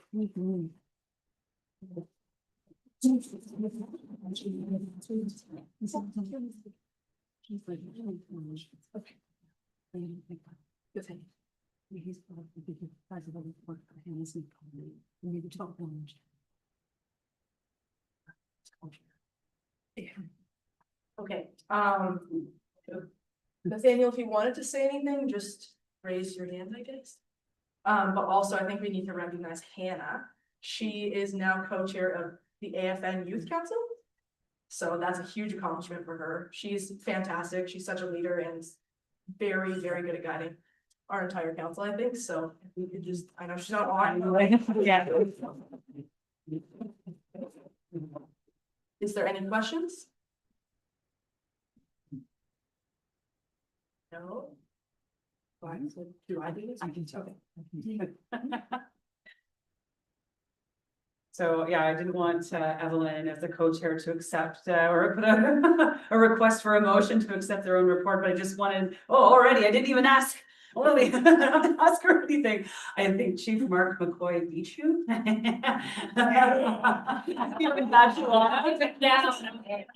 as the mover, so Chief McCoy, and seconder is Councillor Bennett Boyer. Right?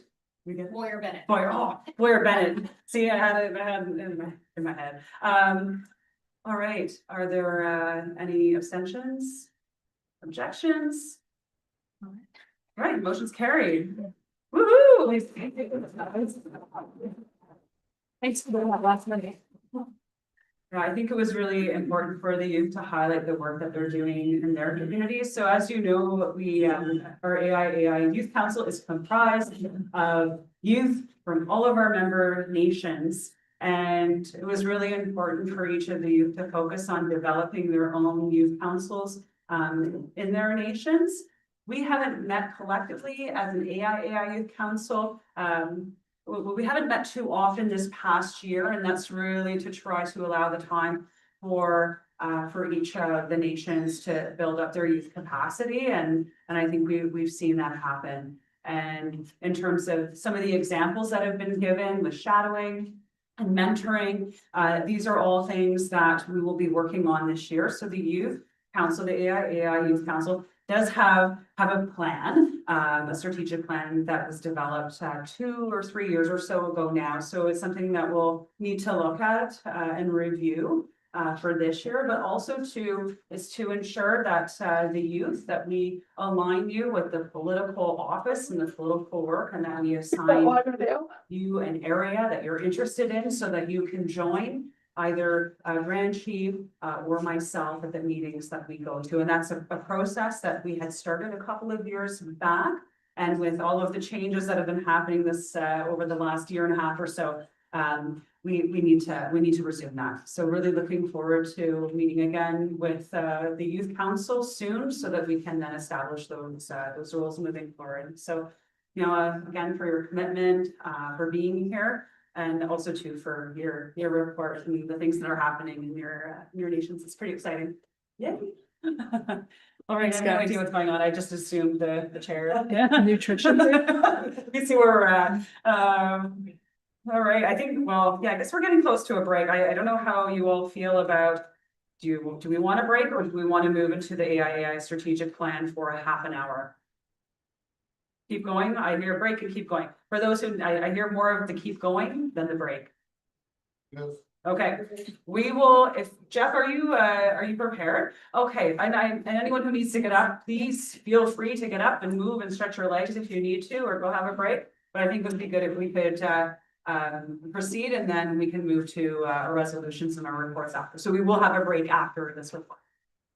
All right, so Jeff Stone, so Jeff Stonefish will be presenting, on the AI strategic plan. And I believe this is in your packages as well, tab 17. All right, Jeff. Thank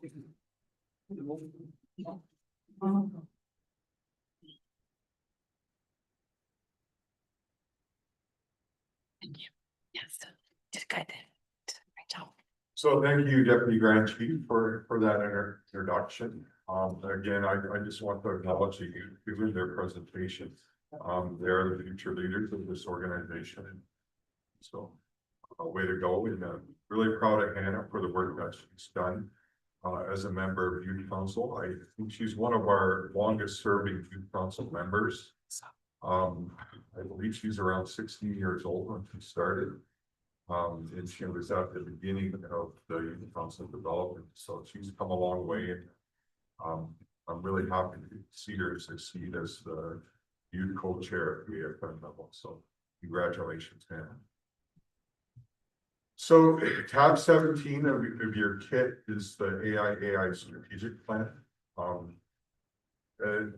Deputy Grand Chief talked a bit about this yesterday in her report about the strategic planning process that the AI Chiefs Council and some other leadership from the communities went through. Originally, AI did have I guess a quite aggressive strategic plan, a 5-year strategic plan that was set to go to 2028. There was a lot of work outlined in that strategic plan, but you know, sadly, I think it went beyond AI's current capacity to start implementing that strategic plan. So we brought back a consultant that helped assist with the first strategic plan, and we talked to her, and talked about some of the issues we were having implementing that strategic plan. So we came up with I guess, a more simplified process for a strategic plan. And came up with a 3-year strategic plan with the, really focused goals. So we had the consultant, Cisco and Associates, come and facilitate a couple of sessions for us. And along with the Chiefs Council, we had counselors and leadership community that came and provided feedback and input into the current, simplified strategic plan. So this is what I'm going to talk about today. This was recently finished, so I got the final draft about a week and a half ago. So it has been shared with the Chiefs Council. They have seen it. But for all of you, this is your first look at our new strategic plan. So the purpose, fairly straightforward. The purpose of this strategic plan is to set specific shared strategic goals for AI and the Chiefs Council.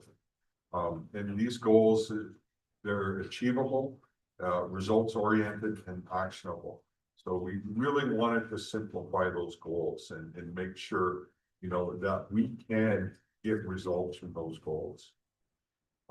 We also developed a clear framework for the strategic plan, and also work plans that will guide the implementation of the strategic plan over the next 3 years. So in this strategic plan, as the previous one, is also based on AI's mission. Our mission, it's to exercise, continued exercise of full jurisdiction for our communities, in accordance with our traditional laws and practices with respect to the land, water, air, fire. So this strategic goals, they align with our mission at AIA. This is the framework that we came up with the meetings that we had with leadership. There's a couple of different circles here that I'll go through and explain. The centerpiece of this framework is labeled with control. So those are the areas that AI and the Chiefs Council have complete control over. We can determine the direction that we go for those things, and we've identified governance and reciprocity as something that we as AI and we as the Chiefs Council have control over it. We can determine the direction that we go in there. So I'll go through some of those goals later on in the presentation, but those are some examples of some things that we have control and we can determine what that looks like at AI and also at the Chiefs Council level. So outside of complete control is areas that we have influence. So there's a lot of areas that align with our mandate for advocacy that we can only influence. I mean, those are areas that lie predominantly with the Canadian government, the provincial government, and more recently with industry. So those are areas that we can influence, we can advocate for, but we don't have complete control. So that's the framework we're working with. We work with the things that we have complete control in, and also the other areas that we can only influence. This is a really high-level look at the strategic priority areas that the leadership came up with. So there's 4 strategic areas: self-determination, and that's asserting rights and jurisdiction; sustainability, which is equitable funding and resources for well-being; internal governance, oversight and succession planning; reciprocity, communications, and coordination. So you'll notice the color coding there. The 2 items on the right are red, and the 2 items on, the 2 items on the left are red, and the 2 items on the right are black. So the red portions are those areas of influence. So those are the areas that we can only influence and advocate for. So we don't have complete control over those areas. The other side, the internal governance and reciprocity, which is for the most part communications, we have complete control over those. So we as the AI and the Chiefs Council can determine, 100% which direction those areas go in. So for these strategic priority areas, we developed 18 different goals. So listed there are the different goals that leadership came up with. I won't go through them all because they are on some further slides and further on in the presentations, but I'll give you some examples. Develop an education strategy for MPs and MPPs. So this is something that we do a lot. So when we do meet with MPs and MPPs, government officials, part of the meeting is spent educating. They always ask questions about, First Nations, different things about that. I remember one time that we met with an MP, and a lot of their questions were around a lot of the customs and culture. So they wanted that education. So AI, we're going to look at developing a education strategy for them, whether it's a paper handout, whether it's electronic documents. We'll develop that strategy and send that to the MPs. And as Larry mentioned yesterday, that's part of the this slipped my mind, but Larry talked a bit about this yesterday. This, education of government is part of our mandate. Another piece that leadership came up with is to apply two world principles relationships. So we've expanded that a bit to not only include two world principles, but also Anishinaabe principles and Lenape principles. Grand Chief Abram talked a bit about this and explained, what he sees as two world principles. So we're going to have further discussions around that to further define what those principles look like to AI leadership. Data sovereignty is another important piece, that we need to advocate for. AI is doing some work within health and education around data sovereignty. Education is, I would say, ahead of the curve on this. They're developing a data dashboard for education. So it's something that's been ongoing for a couple of years now. We're starting to get policies developed around data collection, data retention, data sharing. So that's the work we still need to do.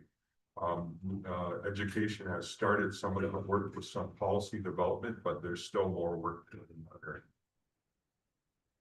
And of course, take formal political positions against fraudulent rights asserting organizations. I'm sure everybody is aware of what organization I'm talking about. Leadership has identified that AI and Chiefs Council needs to take a formal position against that. What we talked about in our strategic planning session was, part of it at political tables is refusing to sit down with them and, not being at the same political tables with them. And at technical tables, when our staff, sit at these technical tables, the staff need to voice our political position at those technical tables about, not recognizing MNO's authority or right to be at those tables. So that's something we're moving ahead with, and we'll be doing as a result of this strategic plan. Sustainability. So this is around equitable funding and resources for well-being. Pretty self-explanatory there. A lot of advocacy and lobbying. We have to identify the needs. So that's a big part of this, is identifying community needs. We currently do that, through different processes at the Chiefs Council. Of course, at events like this, our General Assembly, through regions. You know, that determines what the needs are at the community level. It determines what the priorities are. So the strategic plan will take that a step further, where we use surveys and community feedback, to really drill down and get those specific community needs. Internal governance. So again, this is an area that AI and Chiefs Council have complete control over. That we determine the route that we're going to take in this. So this involves the governance of the organization.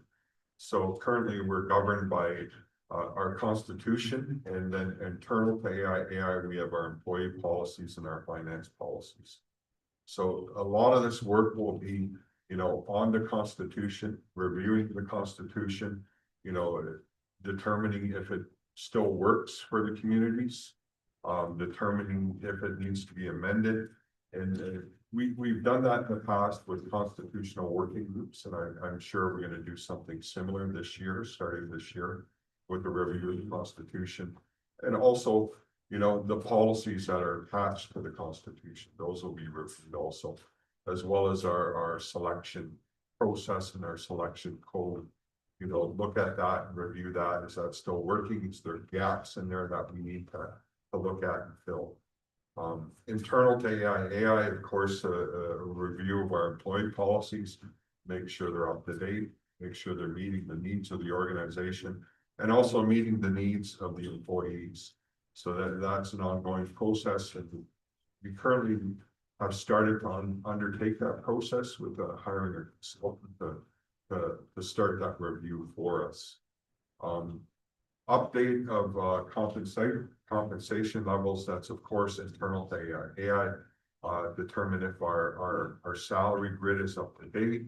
Are we paying the correct salary that we need? Not just to employees, but also to the executive. So are we where we should be, you know, when paying executive salaries? And of course, succession planning, you know, there has always been a gap identified in succession planning for leadership. You know, whether it's at the Grand Chief or Deputy Grand Chief level, or if it's at the Chiefs Council level. You know, what does a succession plan look like for leadership? How do we transfer that knowledge from one leader to another leader? So we have to do work on that succession planning for leadership. Reciprocity, of course, is mostly communication. So looking at communication strategies, looking at training for chiefs and councils, orientation processes for chiefs and councils, and also media training for chiefs council as well as senior staff. So make sure we're aware of media and how we approach the media and how we talk to media. So that's something we're going to undertake as part of the strategic plan. And of course, developing data and resource sharing. So how do we currently share resources with the communities, but how can we do that better? You know, and are we sharing the correct resources? So let's look at that. You know, do we need to develop different resources? Are we sharing them correctly to the communities? Do we need to change that approach? So that's part of the strategy. So really, I went through all of these. I wasn't going to, but because I had further slides. But again, self-determination and asserting rights and jurisdiction. I talked about that. These are some of the work plan goals there that are attached to the strategic plan. I mentioned before is educate members of parliament, apply traditional relationship values, such as the two role principles and the Anishinaabe teachings, etc. So again, we have to explore those principles, determine what they look like for AI, and what they look like for Chiefs Council in our lobbying process. And again, data collection and data sovereignty. There's a lot of work to be done when it comes to that. And again, formalize those positions regarding the document rights. Screen. Sustainability and equitable funding and resources. So again, I've already went through most of this. Identify AI member nation needs and priorities. Again, we need to do a better job at identifying and collecting those needs. You know, and we need to use other tools to do that, whether that's surveys, whether that's online surveys, more engagement with the community to get those needs. So once we find those needs, it's going to make our job easier at AI as far as advocacy and logging goes. Another part of this work plan is assist in developing proposal writing capacity for AI member nation communities. So this is not a new area for AI. It's something that we've done specifically through the Health Social Advisory Board. You know, there was a need determined by the communities at the Health Social Advisory Board that, you know, we need to have proposals ready to go. So it can, you know, what AI did, specifically the health staff, is they started to develop proposals that they could keep on the shelf. So that's some of the work that we've started and will continue to do.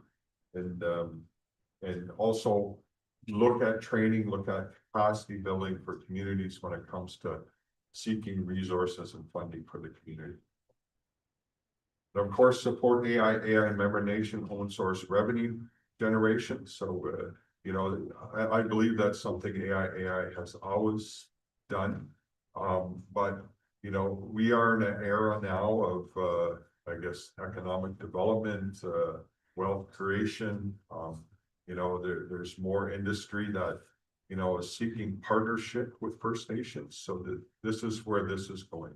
So AI, we need to look at how do we support communities and you know, with those relationships and with, you know, creating their own source revenue. And of course, ongoing advocacy for resources and support for AI member nations law enforcement mechanisms. So this was one of the needs identified, you know, at our strategic planning sessions was community safety law enforcement. You know, there needs to be more funding for community safety. There needs to be more funding for law enforcement.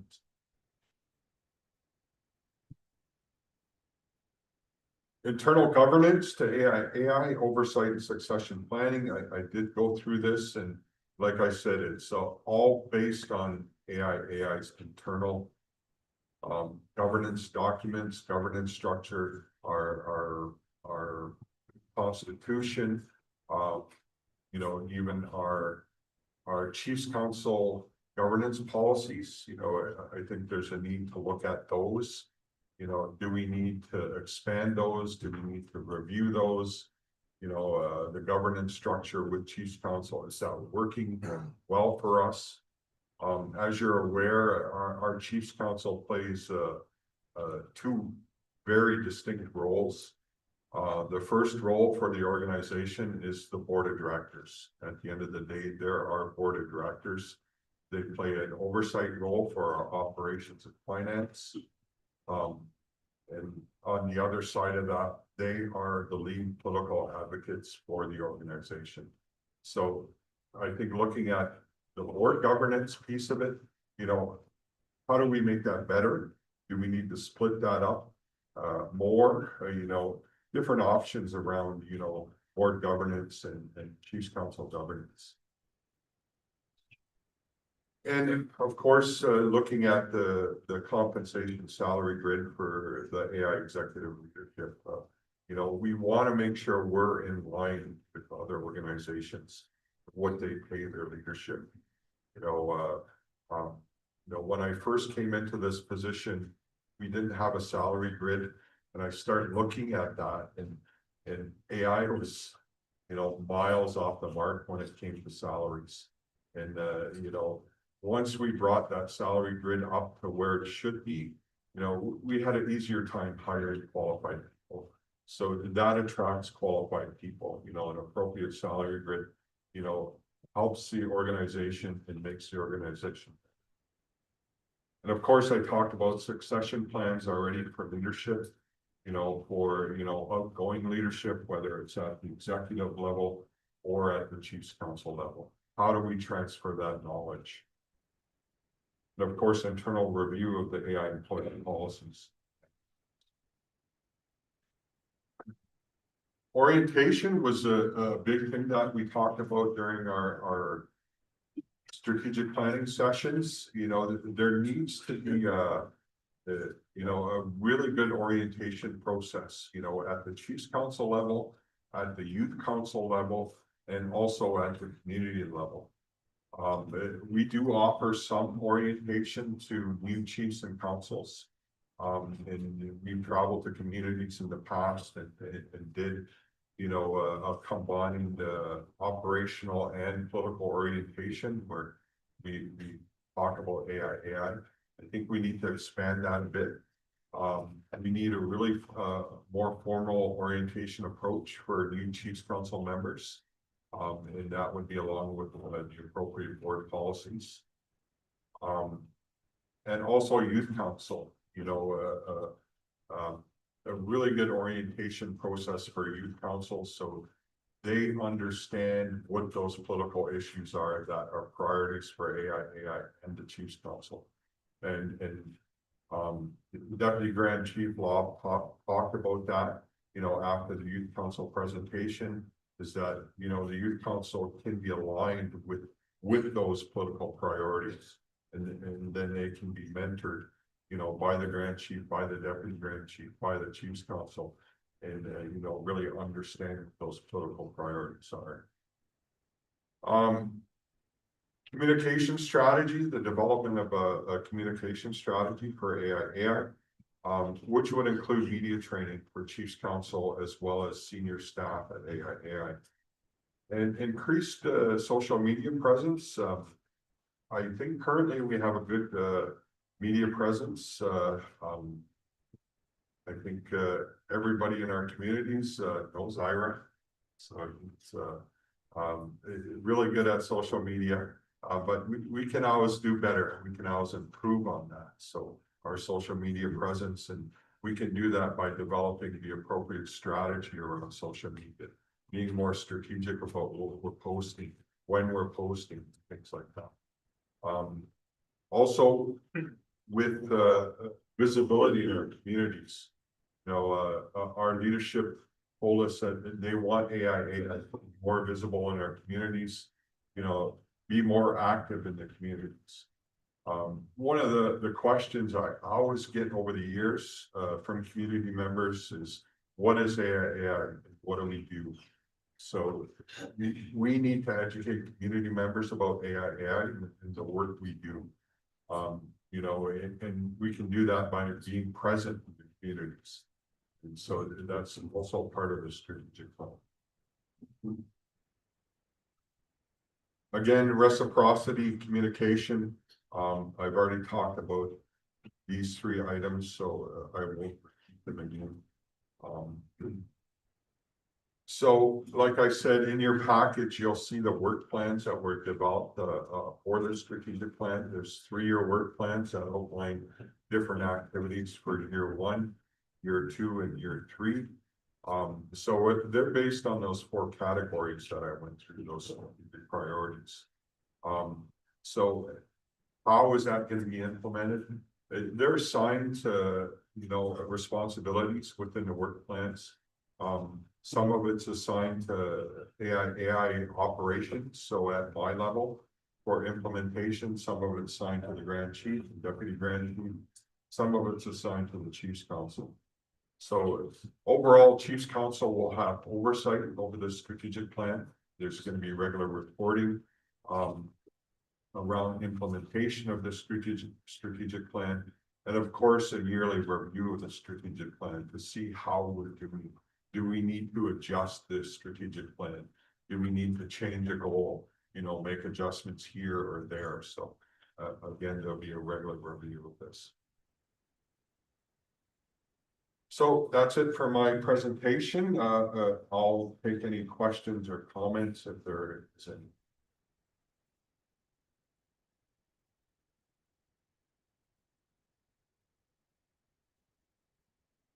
Too much tacos.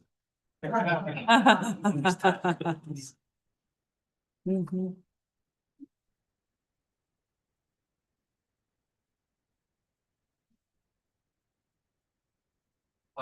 maybe you could elaborate on the needs that are identified by the chiefs, like the need for more affordable housing, safe drinking water, infrastructure development, like, subdivision development, lot servicing.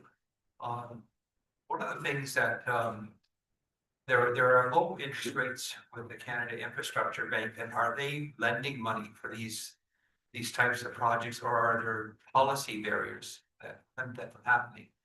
Because normally with housing, they go to CMHC for a Section 95 loan, so would there be better interest rates at CIBC?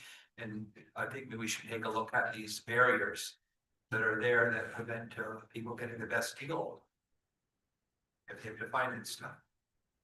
Yeah, so I don't know the answer to your question right now. Maybe that we could look into that, because I just think because when we did long-term care here, we found that there were policy barriers that CMHC, we can't get involved in long-term care because it's all provincial. And the same thing with the green inclusive bill, the same message was put forward. And we should be able to get loans at 0% actually, because of the backlog, and the need is so pronounced in First Nations communities. Both the need for housing and very basic services, safe drinking water, and I see now that the community Canada Community Safety Fund will now finance safe drinking water. Before that wasn't possible. So there are barriers to broaden the policy too, so that it addresses the needs that are at the community level that chiefs are trying to correct. Yeah, I agree with you 100%, Chief. We can look into that further about loan options for major projects, and also different funding opportunities as a result of some of the economic projects that the federal government is pushing now and opening some doors for funding. But I agree that, there is likely policy barriers that exist that, are a detriment to First Nations. It's part of our research. It's our responsibility to identify those policy barriers.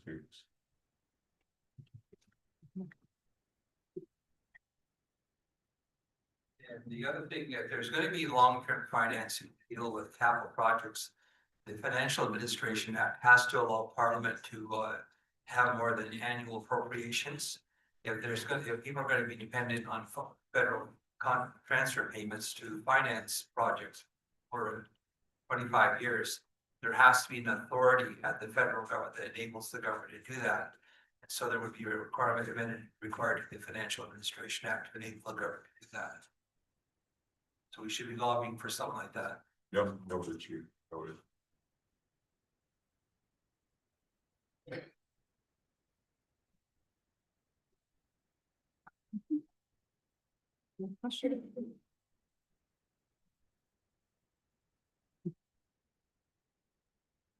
Hi.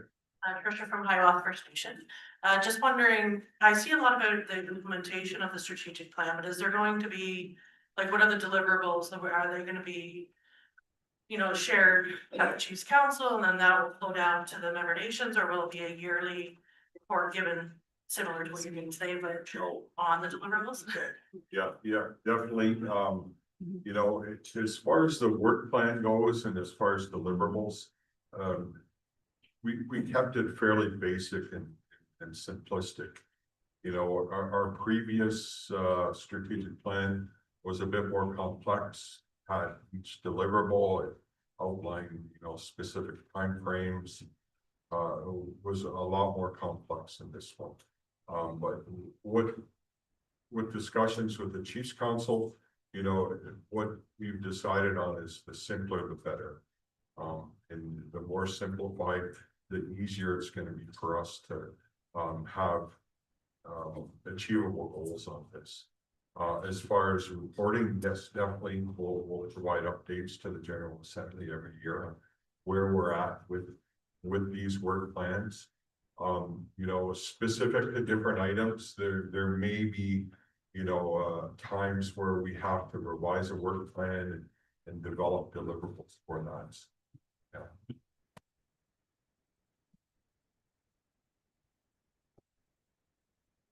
The other weakness that I've noticed with Ontario is that the AFN meets with the Minister of Finance and other senior federal ministers about the upcoming budget and what the First Nations are looking for to see in the budget. And I don't know how well coordinated Ontario's input is in that system. I know at times there never was any input from Ontario. So the AFN used old data to sort of put a number in there for Ontario. So we need, how is AI connected to the Chiefs of Ontario with that process? Can that be streamlined so people at the community level know what's going on, how our needs get rolled up into all of that ask and stuff like that? I know that they did the gap analysis 5 years ago. It's been updated. I think it's to $379 billion now is the updated number. But does that capture, what's the streamline? There doesn't appear to be a streamlined system to capture that data from the community level up. That's where it should start. Yeah, I don't believe there is, Chief. I know at the Chiefs of Ontario level, it's really consists of ad hoc processes and reactionary processes, as well as the AIA level when it comes to, you know, the federal budget submission. You know, some sectors at the Chiefs of Ontario do better than others when it comes to budget submission and putting together, you know, what the needs of Ontario First Nations are. But I'm not aware of you know, a consistent approach across the board for Ontario to give that true picture of what our financial needs are. So that's still work that needs to be done at AI and also at the Chiefs of Ontario.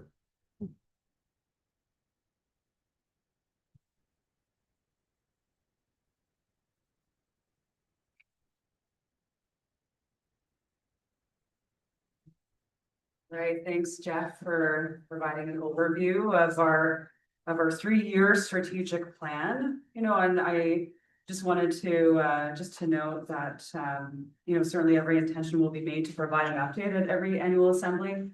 I would suggest that we should be reporting on this at least once a year, at least in that midway point of every year. So biannually is what I would suggest. So I'll put that out there for our team to consider, but you know, I think waiting a full year for a 3-year plan might be too long. So I think we may want to be providing more regular updates on the work.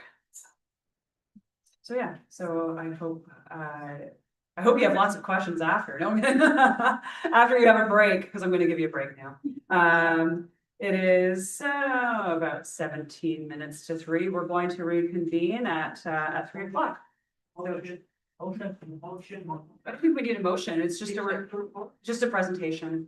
But if you'd like, we can have a motion to accept the let's acknowledge the presentation. I actually think Councillor Logan, I think you were first at moving that. Were you moving that? Oh yeah. Okay, great. And then Chief Miracle is second. Okay, any objections to that? Any abstentions? We've acknowledged the report. Thank you. Enjoy your break.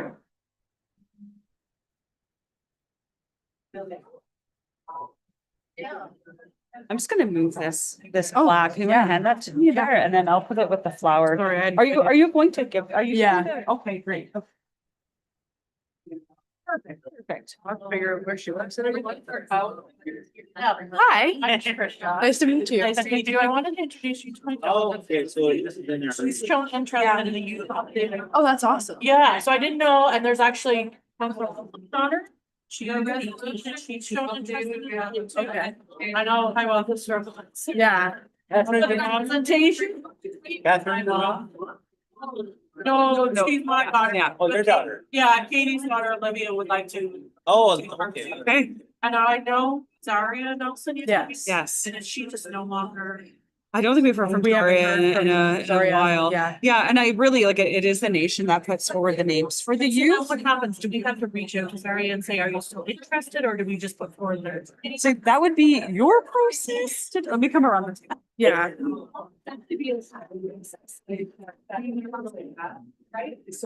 How old are you? How old are you? Okay.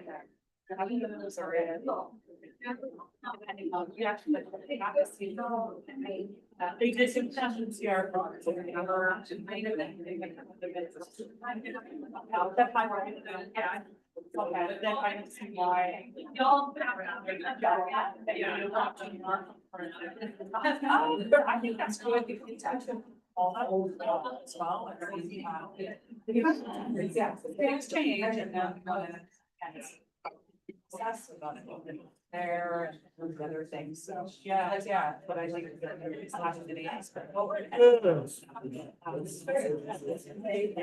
I know, right? We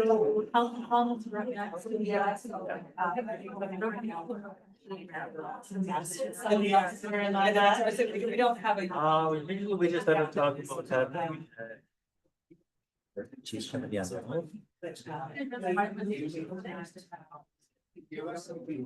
And so just a lot easier to. I think now that we have a plan, we know where. I'll say, no discussion allowed. We're trying to. Yeah, they were like, we heard pizza and saying, the word. So, yes. Yeah. I think they were finding it on. Yeah.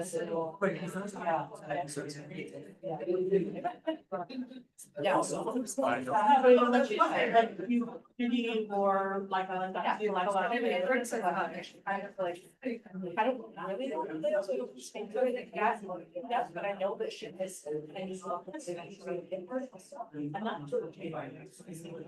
I was gonna say, I think it was just what the extent that we thought of now they were.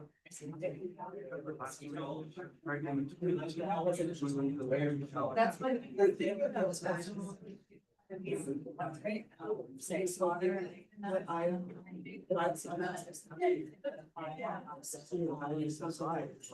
Communication. A lot of the guys are not as fast, so they might actually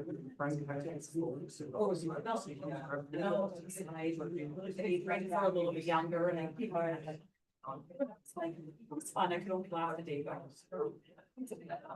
Like it was fun, but it was just like, okay, I could still learn, I could be working. It was like super fun, but I think. So we'll be needing this discussion. No, I do. Yeah. Yes. Oh, I didn't know we were doing a sign up. Or 30 or here. Okay. We're gonna go on the lot here. Okay. The chapel.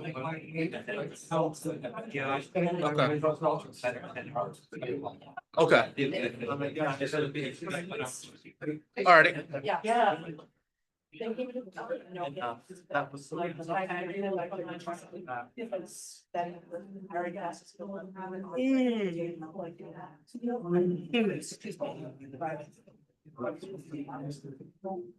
Yeah, it's not, yeah. Your interest, like, oh, I'm stagnant, I would say, I'm not.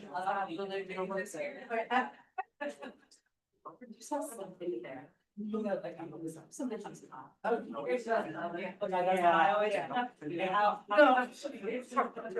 Those are the things to think about, like. Well, I know this might be something where it's like. She's one of those. Okay, so if I said, yeah, so I'm lucky. Her and have you come when something you're coming, just to kind of start. Yeah, stop. Yeah, that's why you're. Yeah, I mean, one of my successors. She's. Oh, I'm so young. Yeah. Yeah. Yeah. Her name's Catherine.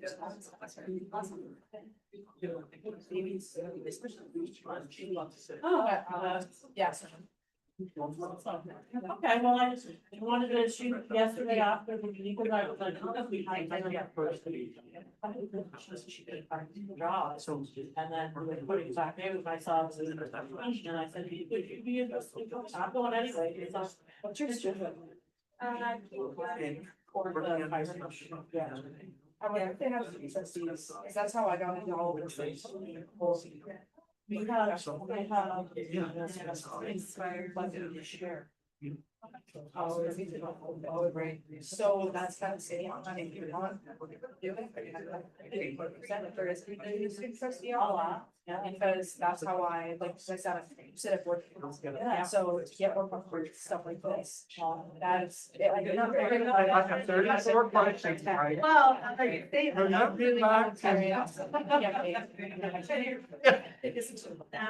yeah, my older daughter, she's like, has been my trust in talk to you know, she's more like, I'll be now, like, right, you know, and I still feel like that. Sometimes I like, yesterday, she was like, I really like that, and I'm like, oh, that's awesome. It's good. So I was like, what do you want? Yeah, I mean, I was never on the Brady Council, I didn't have it. I didn't either, I wish I would have. You know, but I think what I did, maybe, well, I mean. I was, I got to work for it, and then once I. Yeah. I was like, okay, so this is. Like that. Don't feel like, kind of understand. That's almost stuff because they'll grab that for 6-year-old and stuff. All the acronym, like, oh, I gotta check on something, like, can I get, it's like a, like, there's a, saying like, what? What is it to? Yeah, but, yeah, she asked me, I'm like. Yeah, that's awesome. That was great. Okay, so we'll do that, then we'll think of something, so then we do, and then we'll just suddenly, I can hear you guys. Yeah, cemetery. I got appointed by someone who's already spent. Oh, like on a, just so sad. Yeah. Oh, yeah. We're going to get you. Oh, I don't know what. Yeah, I think we'll figure out our process, but I think it's good if we at least have something for the nation. Yes, this is who it is, and this is. Yeah. Same time as the. Execute it. Could do it like that. And also, yeah. We leave that up to you. No, stand by. All right, that's awesome. Yeah. I worked for.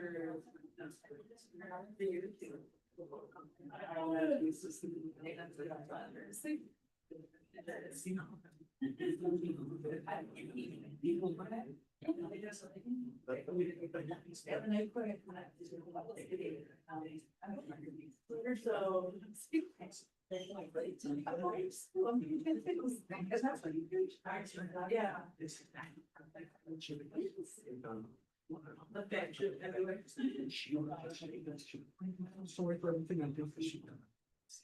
That's mine, the tables that I carry, is those. I'm really sorry for. Wow, that's much for you to actually apologize, recognize. Wow. That's, I mean, you do. There's. Yeah. Alex, I mean, I just challenge some stuff like. That's all. Jingles and I don't Don't feel like running out of steam. Oh, I'm a picture that I am. Yeah, retirement, yeah, right, freedom 50's not looking It's good. not looking good. Well, now that you. Yeah, I have. Like, you know. They start coming in, oh, bad enough, serious problem. I was like, is it that bad? They're like, yeah, you're pretty. You know. Well, you could have the Irish. Yeah, that's right.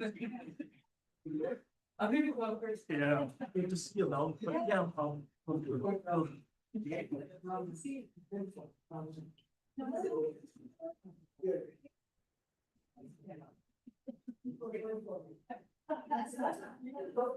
Next time. Okay.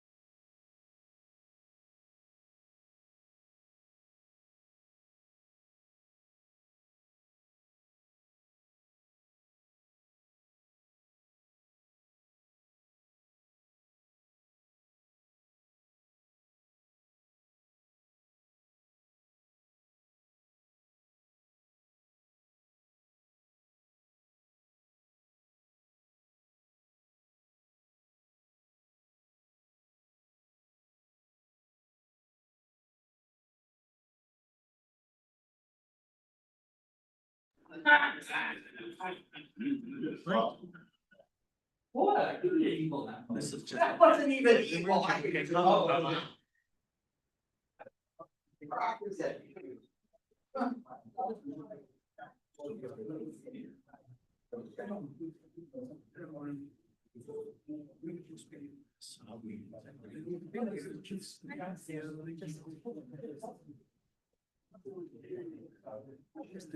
Yeah. Because I'm tired. I like my brain injury. I don't like this. This is what I forget. You'll notice when I do the.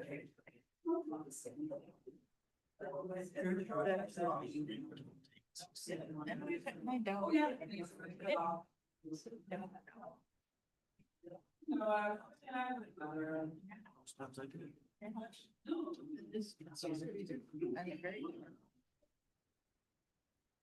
I have a rather sarcastic humor here. It's like I could believe anything else.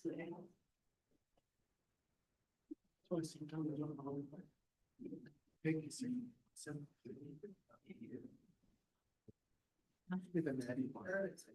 totally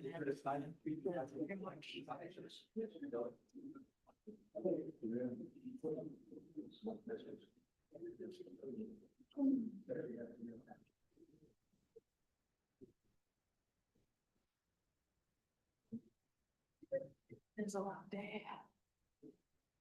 But if we can get through health and social resolution, that's good.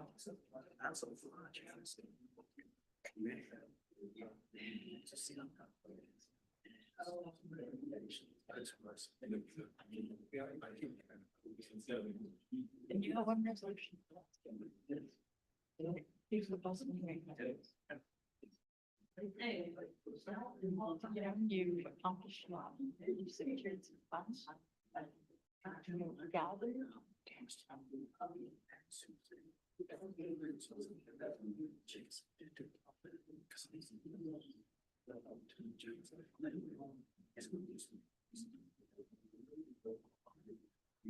Yeah.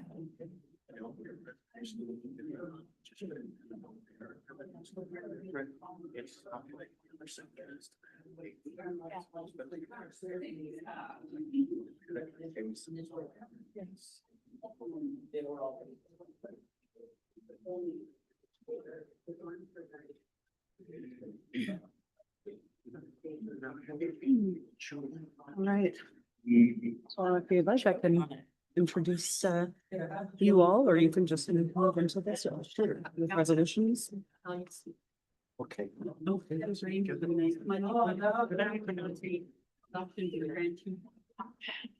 This is how we're doing. Oh, you and Larry were sitting in like drums of water. We're both here. Water was. Everybody had a nick.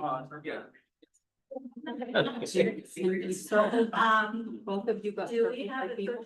Jared, okay. You put your heads under the water. Whoever could break free would be one of us. My husband said, what did you eat? Isn't that crazy? Why would I dream that quite a bit? Be glad that that's not what happened. An egg flipper. Yeah, so maybe just to expedite it, like if you want, I can introduce you. I can do, or you could just, Yeah, introduce, Yeah. Sheila first. yep, And then she'll introduce the words to the building. who's doing the report? I think she is. Okay, so I can just invite Teal up to, Yeah. well, she's already here, Yeah, and then Chief Marital is coming up to do a portion of the report. well, just report on his. Oh, got it, yeah, okay.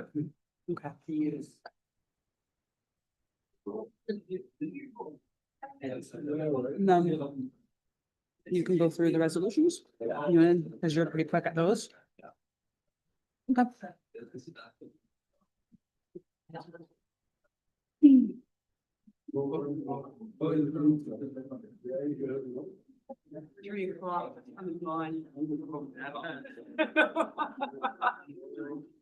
hello. Hello. Get your friends. Call them, message them, tell them.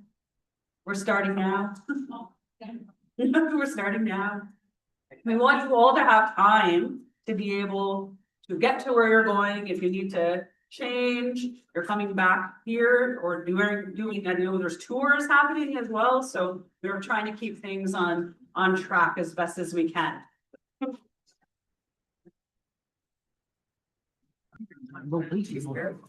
That's true. Oh, Chief Merrick wanted to mention the buses leave at 4:30 and there'll be an hour or two. Okay, so for those who are taking the tour, the buses are leaving here at 4:30. 4:30. That means we have 1 hour and 14 minutes to conclude, so you can get on the bus to go. The bus tour will take 1 hour. And it will leave from here, it'll drop folks back off here is what I'm presuming. And then there'll be the dinner here at 6 p.m. All right, so welcome back. We're going to get started. And for those downstairs, I'm sure they'll make their way to us shortly. So what we wanted to do for this afternoon portion, our final portion of the day, is to move into our presentation and reports on health and wellness, and then that'll be followed by social development if we get that far today. So I'd like to introduce Tila Nadjuan, who is our policy advisor for health, and she will be taking us through the report. Thank you, Trustee Franchi.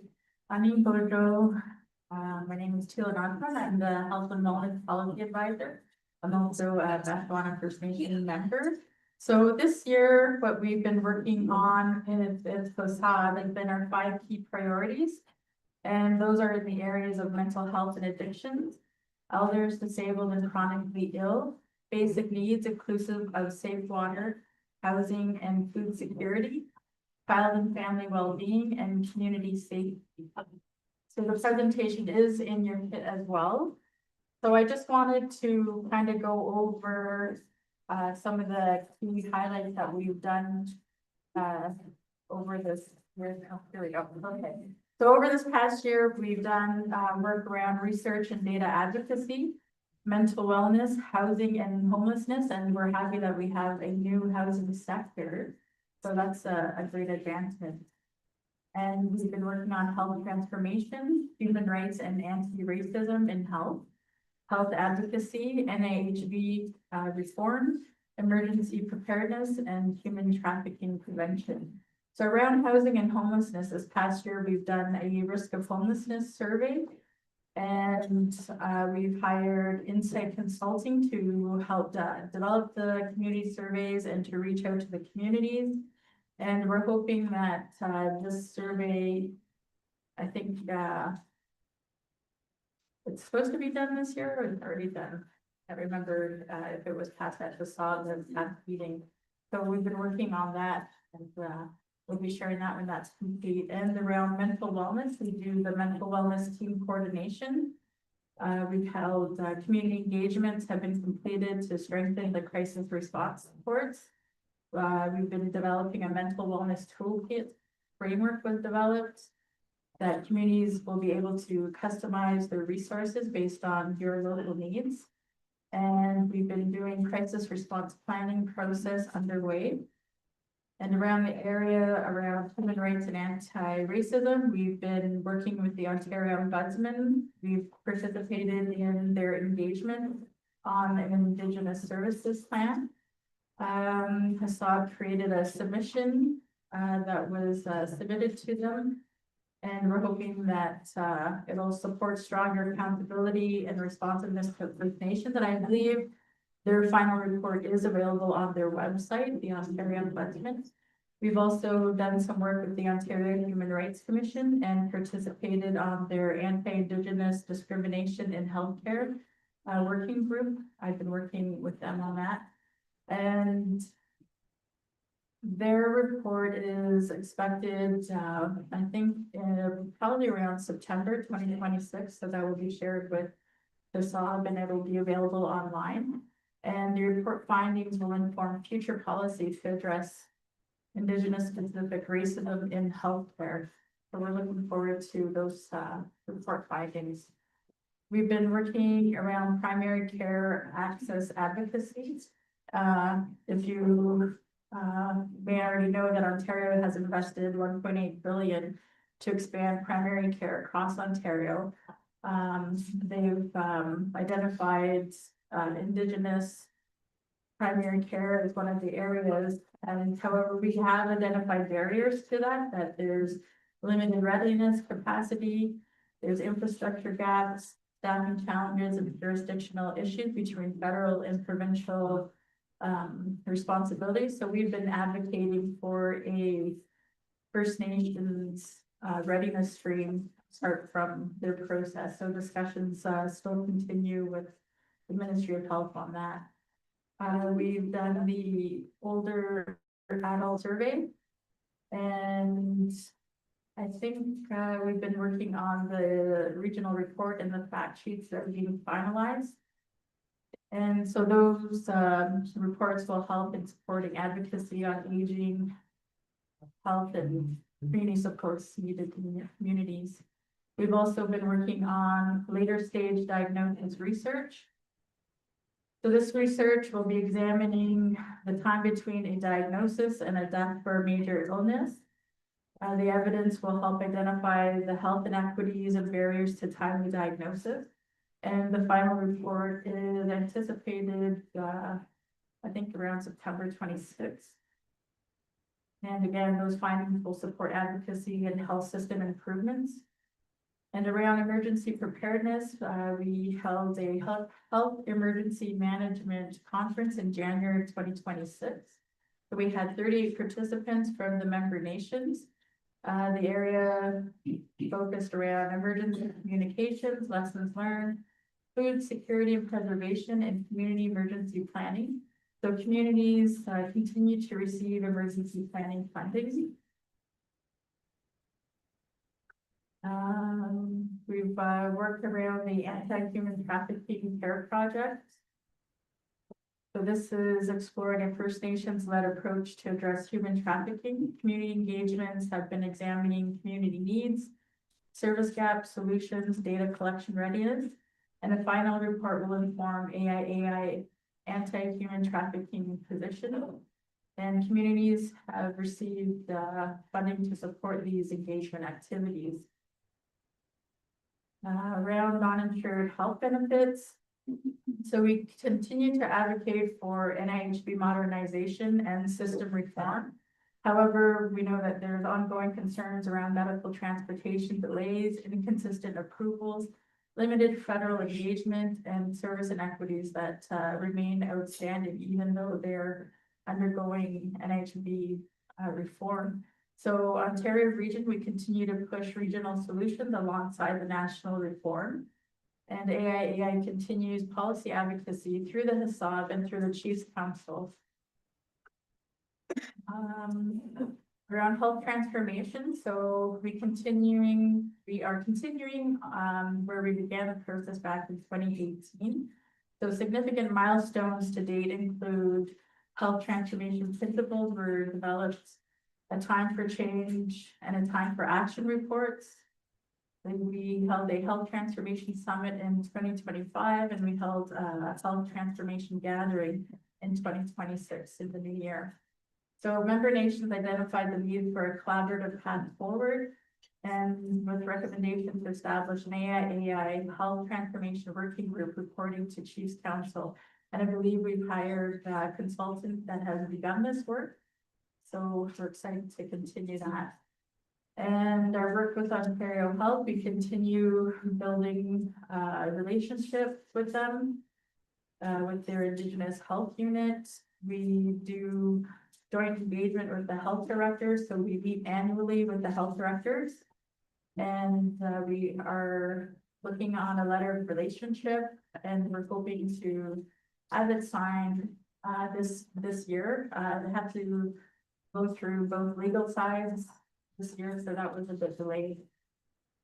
And then I guess this is the end of my presentation. So we do have 6 health and wellness resolutions. And I believe I will turn that over to Joel, but just to read the title, we have affirming our HACCP priorities. You've added an additional data priority, be established as number 6. And treatment backlog research project, the coroner's report, deaths from addiction research project, lack of support that moved over to housing. So you'll see that tomorrow. Systemic health reform from the Heather Winterstein inquest that happened, and NIHB addressing systemic barriers, medical transportation resolution. So if you have any questions, I'm happy to take them back to Suzanne Nicholas, who's my manager and not there. So I'll let her know, you guys. Yeah.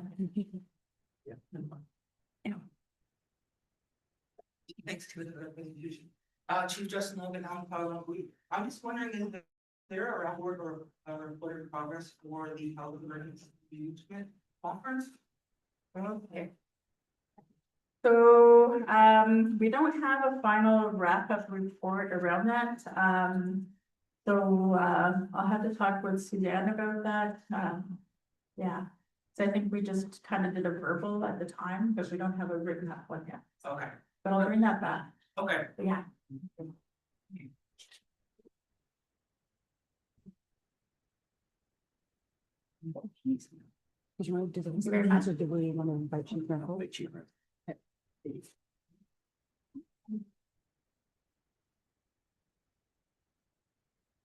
All right, I'll see any other questions, but I know, Chief Miracle has, been a longtime representative on a Chiefs Committee on Health, and, although I now chair that, I was wondering if Chief Miracle wanted to share some, insights, from the time.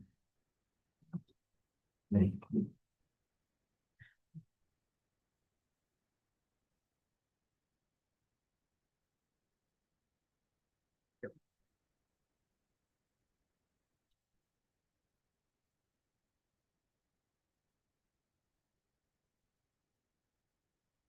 Are the same type of issues that have been ongoing about things going on with treatments and drugs being on the drug formulary and how that's updated and the slowness to keep things current with what's prescribed by doctors and stuff like that, ensure that it's on the drug formulary. That's outside of the control of AI, and so there is a committee that deals with those types of things. Ongoing issues. The social determinants of health, safe drinking water still plagues a lot of our communities. Housing is a social determinant of health. There still is a backlog growing like that, and there's concern about the impacts of Bill S2 with new members being added to the list if that legislation passes. The addiction and mental health issues is in a crisis. There's a lack of treatment centers. Particularly in southern and southeastern Ontario. Suicides are still an epidemic in many places in Ontario, stemming from addictions. Inflation has impacted the cost of medical transportation. As we all know, gas prices have gone up, but yet the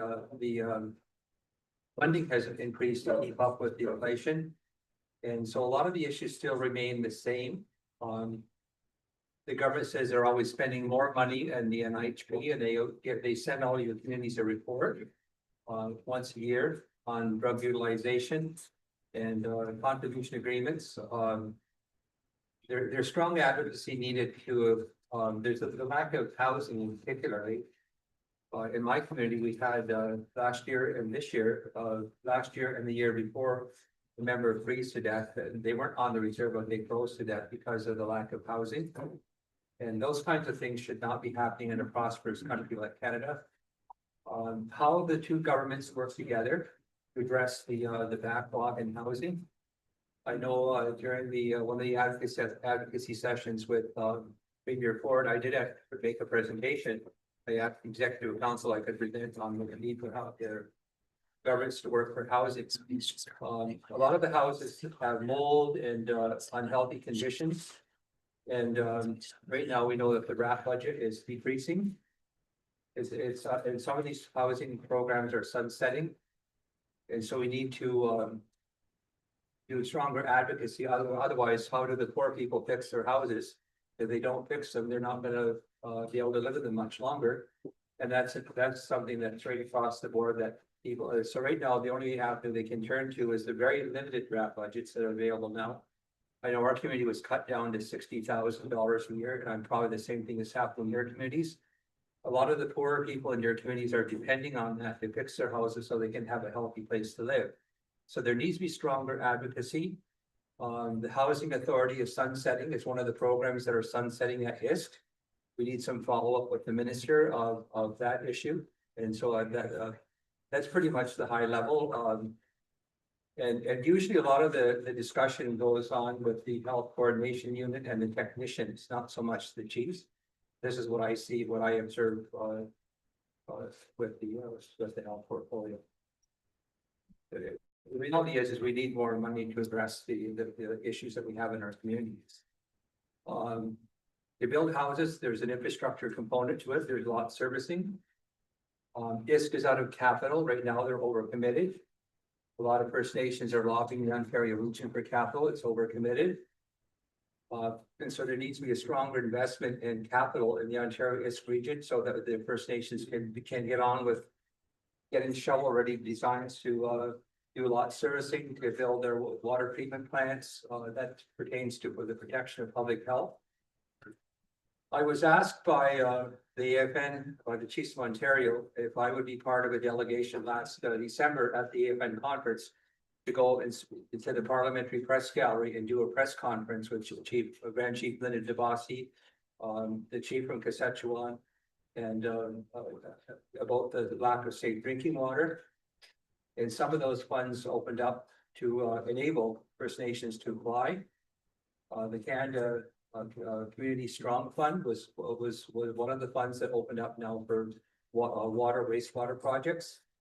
And so there has to be lobby there too, that these billions of dollars that are being invested through Canada Build Homes, that there aren't barriers at First Nations level, like the lack of lot servicing that prevent getting successful applications. So there's more work to be done there, but there is still a backlog of capital. The closing the infrastructure gap is not closing as rapidly as we had hoped for. The cost of everything is going up. It was $349 billion. It's now $379 billion. And there doesn't seem to be a structured investment plan. Bill C-37 legislation has been tabled in Parliament. It's going to be debated this fall to provide obligations on First Nations communities to both the operation of their water treatment plants. And we need to make sure that the funding is going to be there. And I think the number that the minister put in the bill was $4.7 billion. Then there's another couple of $1 billion from budget 2025, I think is so there's going to be around $6 billion there, but I don't think that's going to be adequate to address the issues that are even in the Ontario region. And I understand that there's 29 communities yet that are still on boil water advisories, according to the information I received from the senior EHO. And they do publish reports, maps to show you the number of BWAs that are across the country. But Ontario is still leading the parade on some of the lack of safe drinking water. And so we have to, and there are AI committees that have had, we all know the long fights that we've had to have to get safe drinking water in our communities. And Mark Miller said nobody should have to fight for safe drinking water, but the reality is that's where we're at because of the lack of investments to address this problem. So there needs to be another big push on that so that none of our communities are lacking the very basic infrastructure they need to protect community health. There's been some investments in youth mental health. And I thought there was merit in the tip and sock. That was the first time where we had a trilateral table where both governments could see what they could do if they would work together. And so there were some positive outcomes from that. But to me, it seems to be gone back to the staff at the chief's office and a few the grand chiefs go and lobby the government for money. But to me, I think when you have the senior officials that are talking directly with chiefs, what's going on in their communities, I think was more effective than the ear of, because after all, they are the ones who advise the minister on what the investment should be. And going forward to address the problems that have plagued our communities for so long. So that's pretty much my summary. With the Chiefs Committee on Health needs to meet more often, I would say, than we do. We used to have regular quarter meetings, but it's up to the chair to call those meetings, but we need to have more regular meetings at the committee level. But there also has to be feedback from the communities that go up the chain, so we know exactly what we can. I think committee should be able to put things on the agenda on that regular meetings with communities. Would be more effective if that's how it works. So thank you.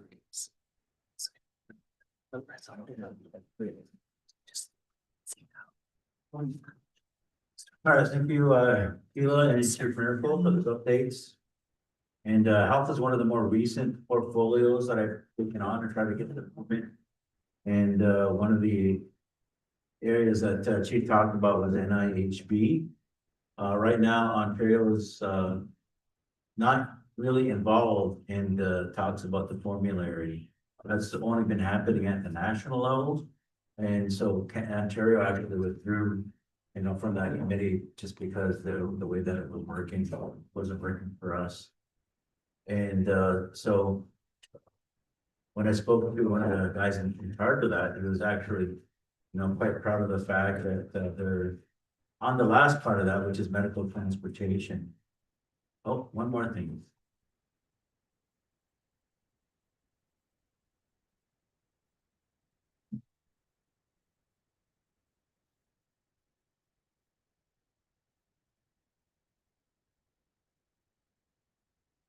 I talked about the need of both governments to work together. I co-chaired the Chiefs Committee on Long-Term Care. And the government allocates long-term care beds, and there's a limited number that are available at any given time. And there were barriers that prevented First Nations from accessing long-term. One was getting a license from the province, licensed beds. So one of the things we had was a carve out.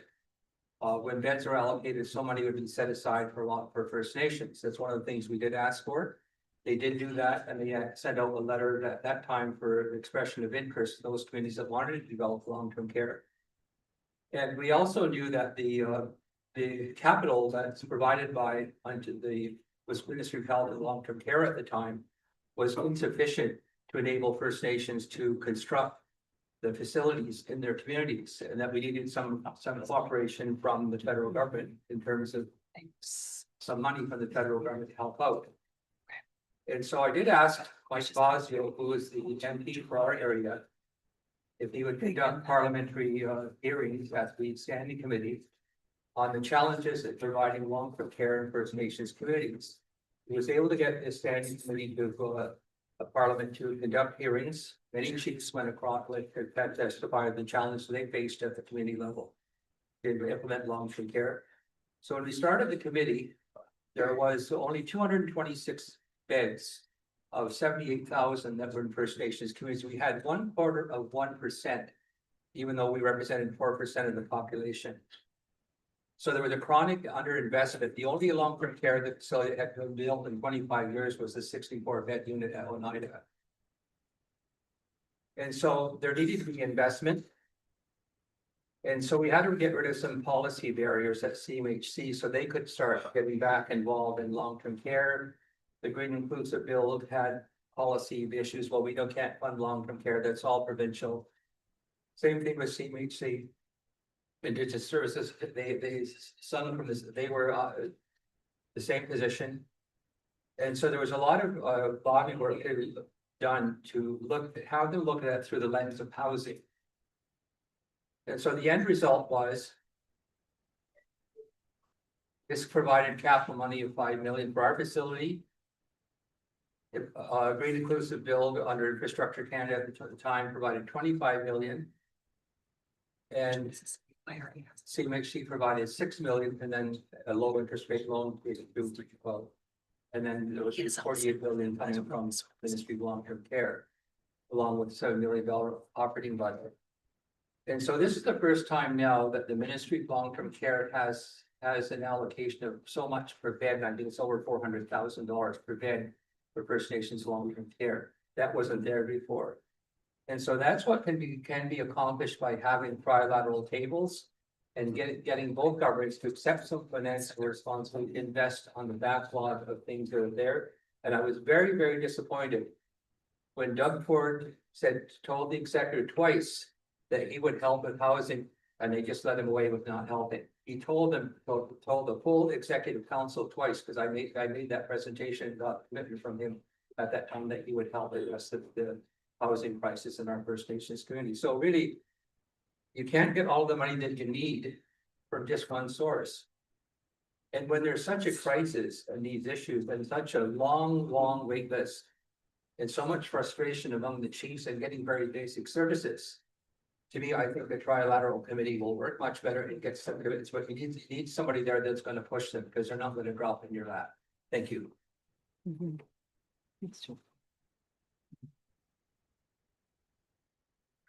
All right, thank you for that. And yes, quite a bit of work has been done on long-term care. Remember when we got ours at Oneida? We couldn't get ours today. Yeah. We couldn't get any money out of the feds at all until the 2008 financial crisis happened, and we were able to get $5 million out of Fed for stimulus money. And that was to complete that. Anyway, I was talking a little bit about NIHB. The formula is only discussed at the national level. Chiefs of Ontario did have meetings with the regional DISC offices, but they weren't talking about formulary. They're mostly talking about administrative type of issues. And so that's something that we've been meaning to get done. As I mentioned, the guy that was in charge of the formulary discussions, he was quite proud of the fact that they were on their last item, which is medical trans. And I said, well, when did you start this formulary discussions? He said, oh, about 10 years ago, which to me, that's too slow. 10 years to discuss the formulary. By the time you finish, now you have to start all over again because everything's out of date. So that's something that I'm going to press to get on the Ontario involved in that formulary discussion. Because some of those numbers haven't changed in forever, you know, in terms of the things that are supported and not. We need to be advocates for that. We have 25% of the population in the region. We need to push it down. That and that Jordan's principle, hopefully, but now we've got an opening to have a regional agreement on Jordan's principle, find a middle ground, and hopefully get a regional agreement on that going as well. Okay, but we have other priorities here that have resolutions to them. And so I'm just going to kind of go through those. This first one is resolution number 1, affirming Health and Social Advisory Board strategic priorities, moved by Councillor Samantha Lascelles from Alnapawi-Lakui, and seconded by Councillor JBB from Batchewana. And I'm just going to read the therefore be it resolved. The General Assembly affirmed that HASAB amended 5 key priorities to 6 key priorities for the remainder of the 5-year strategic plan, which will be advocated in advance on behalf of member nations. Further be it resolved, the General Assembly directs the AIAI and the HASAB to immediately develop technical and political strategies to support successful advocacies in these 6 areas. And further be it resolved, the General Assembly directs the AIA and the HASAB to organize technical and political lobbies with the provincial and federal governments based on these 6 priority areas along with other areas as identified by the Chiefs Council. Finally, be it resolved, the General Assembly directs the Chair of the HASAB to provide an update on work related to the 6 key priority areas of the General Assembly in 2027. Okay, and again, that 6th area is advancing data sovereignty. I think I'll pass to that at some length yesterday. And so that's the new area. So is the mover here with us, Samantha? Yes. Yes, okay. And secondary, I know is here. Does the mover and secondary wish to speak to this resolution at this time? Or if you just here, okay, all right. Okay, okay, thank you. Is there anyone else that'd like to speak to this resolution? Yes. Just here from South Dakota First Nation. It was just the second whereas, the very last statement, and it says cannot be changed to will not. Okay, that's a friendly amendment, but changing cannot to will not. Is the mover and seconder okay with that friendly amendment? Yes, yes. Okay, so we'll change that cannot to will not. Okay, any other questions or statements to make on this particular resolution? Can I just ask where that was again? Okay, oh, yeah, we have one online. So that's not coming through to the thing. Jen, go ahead. Where, sorry, you said the second to last whereas statement? 1 second. This It's not coming through. Oh, the second whereas. Was- Here, what's this? She wants to know where. Where the Where change the was? change Yeah. was. Oh, it's on the second whereas, and where it says in the last sentence, it says that self-determination and sovereignty remains today and has not, and we're gonna change it from cannot to will not be surrendered. So just one thing to note about that request for change, that those first two whereas statements are standard for all resolutions. I'm not sure when that was decided, but a few years ago, I think those were inserted in there. So if we change this one, we'll have to change all of them, which I just want to flag that because I don't know what that process is, if that has to be approved or. 1 second. Okay, 1 second, please. We're having some kind of technical issue.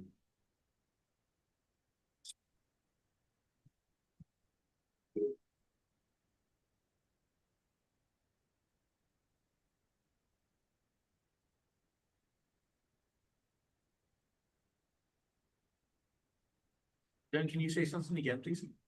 Oh, sorry, can you not hear me? Oh, now we got it. Okay, we had to change the speaker, but now we can hear you Okay. again. Can you repeat that? Yes, so the first two whereas statements are the same on all of the resolutions. They were written and given to us as part of the template. So I am not opposed to making that change, but I don't know if I have to get permission or approval to change anything in the first two statements. What would you like to change in the first two statements? No, it's part of the whereas. It's a. Oh, okay, all right, so I guess maybe we could make that change across all the resolutions, because since they're identical statements. Yep, okay, which- I can flag that too. So changing the and has not and will not be surrendered. Okay. Okay, all right, thank you. All right, any other changes or statements on these questions? Okay, I don't see any. All right, so I'm going to move to or vote on this. Is there any opposed to this resolution? Any abstentions? Hearing none. Seeing none, motion is carried. Move on to our next resolution, which is resolution number 2, establishment of a new HISAB priority advancing data sovereignty. Again, moved by Councilor Jessica Boyer Bennett from Batchewana, seconded by Councilor Catherine Wilson from Hiawatha. Second one, 002. And I'll just read the therefore. Therefore be it resolved by the Chiefs and Assembly that AIAI endorses the addition of HISAB Strategic Priority 6 to advance First Nations data sovereignty and OCAP aligned data governance in support of member nations. Further be it resolved, the General Assembly directs the AIAI to seek external funding, and if such funding is not secured, use unrestricted funds to support a data conference and related capacity building activities, including consultant and legal support where needed, and the development of data governance tools, templates, and protocols. Finally, be it resolved, the General Assembly directs the chair of the HISAB to provide an update on work related to the newly established key priority area 6 as part of the annual report of the General Assembly in 2027. Would the mover and seconder like to speak to this resolution? Nope. Nope. Okay, all right. Is there any questions or statements anyone would like to make on this resolution? Seems pretty straightforward if you're reading all the whereases. Okay, I'll move to voting on this resolution. Is there any opposed to it? And again, it's gonna be the same change of the second whereas, so note that. It will not be surrendered. Okay, I don't see any opposed, no abstentions. Okay, that motion is carried by consensus. Keep going.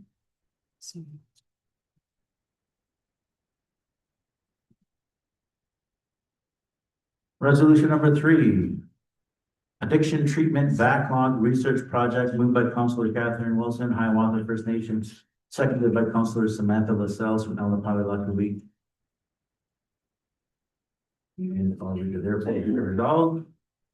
The General Assembly directs the AIAI to work in partnership with the HASAB on an AIAI specific addiction treatment backlog research project. This project should identify wait time barriers and be used to support and guide improvements to services and supports with targeted investments to address wait time treatment related barriers.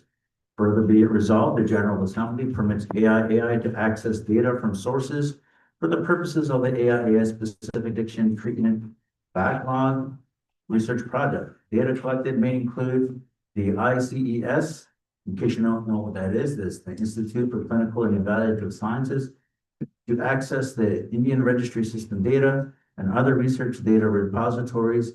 AIAI will ensure any data access will be done in respecting ownership, control, access, possession, OCAP, and following OCAP principles. And generally, we do that by getting BCRs from our nation.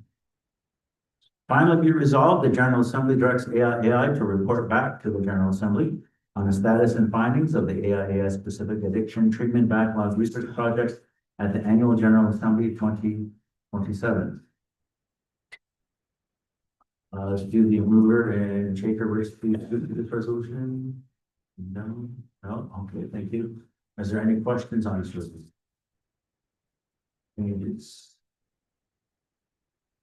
Okay, again, it's another one straightforward and something that's very important.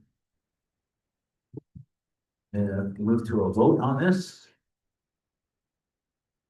Is there any opposed? Any abstentions? Seeing none, motion once again is carried.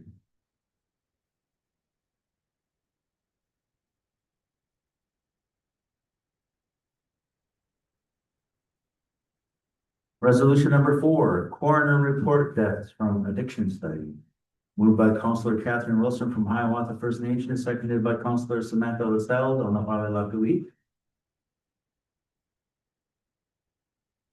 Read the therefores. Therefore be it resolved, the General Assembly directs the AIAI to work in partnership with the HASAB on an AIAI specific deaths from addiction study project.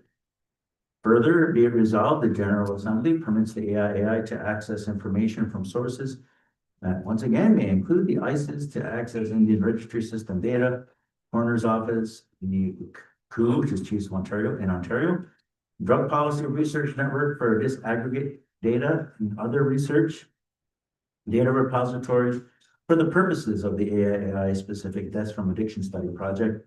The AIAI will ensure any data access will be done respecting ownership, control, access, permission, possession, and following OCAD. Finally, be it resolved, the General Assembly directs AIAI to report back to the General Assembly on the status and findings of the AIAI specific deaths from addiction study project at the annual General Assembly 7. And movers and seconders, no. Thank you. All right, is there any questions on this resolution? Seeing none? Oh, okay, Chief Merkel, yes. You call it a study that was done, I forget the name of it, I can't recall it, but it stated that we had the AIAI had the highest number of mental health related issues. There was a study done presented to the chiefs a few years ago. You can look this on that. I forget what it was called, but there was a consultant who was edited a study on it. Okay, well, maybe we'll have our staff look for that study, but that would be covered under the further be resolved. That sources that may include, that does not exclude that particular one. So if there's any other sources out there, we'll definitely look at that. Thank you for that. Okay, any other changes or questions on this resolution? All right, seeing none, I'll move to vote on this one. Is there any opposed? Any abstentions? Seeing none, motion carried.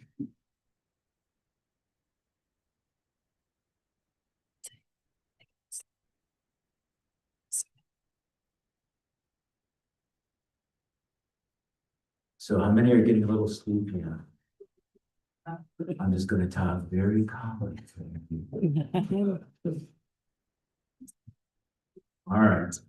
Resolution number 5, advancing systemic health system reform and accountability following the Heather Winterstein inquest. Moved by Councillor Catherine Wilson, Hiawatha, and seconded by Councillor Jessica Boyd Ventura. And again, I'll need the therefores. There's quite a few of them. Therefore, be it resolved that the General Assembly calls upon the province of Ontario, Ontario Health Hospitals, healthcare organizations, and health system partners to implement the systemic recommendations arising from the Heather Winterstein inquest and must recognize anti-Indigenous racism as a patient safety issue requiring measurable accountability, leadership, and action. Further be it resolved that the General Assembly calls upon the province of Ontario and these entities to review and strengthen Indigenous relations policies or develop them where absent in partnership with affected First Nations. Further be it resolved that the General Assembly calls upon the province of Ontario and these entities to ensure meaningful engagement with local First Nations on decisions affecting First Nations health and implement mandatory cultural safety, anti-racism, trauma-informed, and stigma reduction training with First Nations oversight and public reporting on outcomes. Further be it resolved that the General Assembly calls upon the federal and provincial governments to establish coordinated policy, governance, accountability, and funding mechanisms that eliminate jurisdictional barriers to First Nations healthcare. And further be it resolved that the General Assembly calls upon the federal and provincial governments to provide sustainable, equitable, distinctions-based funding for First Nations-led health navigators, patient advocates, system coordination, primary care, mental health and addictions, and wraparound wellness services. Once again, looking at the mover and seconder, if they wish to speak to this resolution. There's one more page. Oh, there's one more page. Okay. I only got one of those. Oh, I didn't see the final. Further be resolved that the General Assembly calls upon all healthcare organizations collecting member nation specific health information to ensure such data collection, analysis, reporting, and governance are conducted in accordance with member nations' data sovereignty principles and OCAP with meaningful member nations oversight and decision-making authority. Further be it resolved that the General Assembly directs the AIA political executive to advocate for systemic health reforms that advance substantive equality by eliminating jurisdictional barriers, addressing anti-Indigenous racism, strengthening accountability, supporting First Nations-led continuity of care across the lifespan, and improving equitable access to safe, culturally responsive, timely healthcare and health outcomes for First Nations. Finally, be it resolved, the General Assembly directs the AIA to report back to the General Assembly on the status of advancing systemic healthcare reform at the annual General Assembly in 2027. Okay, will our seconder wish to speak on this one? No. Okay. All right, is there anyone else that wishes to speak to this resolution or any questions? Yes, go ahead. Audrey Logan, Alan Bowie. I just want to mention that, on the last page there, further it be resolved, addressing anti-Indigenous racism. Should it say, First Nations racism? Because yesterday I was corrected for saying Indigenous racism. We certainly could do that. Sure. Is the mover and seconder okay with that particular amendment? Yes, okay. So addressing, we'll change that to anti-First Nations racism.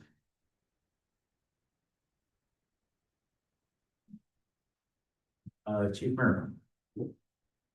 I think we should maintain statistics on the number of deaths that occur where it's alleged that racism played a part in an unnecessary death in the healthcare system. I know just at the EFN meeting that we had at Ottawa in July, 15th, there was the case that was brought forward Surgeon Lake for Jaylee Sutherland. I think it's called preeclampsia yet. And so they had induced the labor, the mother wouldn't have died. The child was born 4 months after the mother's death, and I guess she laid there suffering, according to the parents, for 30 hours. And they asked if they could transfer her to a different hospital. They just said there were no care providers. And these kinds of complaints should be investigated to see if that's true, or whether it was just some kind of malpractice at the hospital based on racism. Then there was that Joyce Esquilon, I think, in Quebec, where they were making fun of her actually while she was dying. And I think, Joel, you told me about somebody at Oneida one time that died in emergency. They didn't take them, they just let them sit there. And I've heard stories like that in Alberta. So there needs to be a national data collection of all those kinds of allegations, and maybe some deeper research of what's going on, and with some recommendations going to the ministers of health and the federal government, because there are health transfers from Canada to the provinces, and that should not be happening.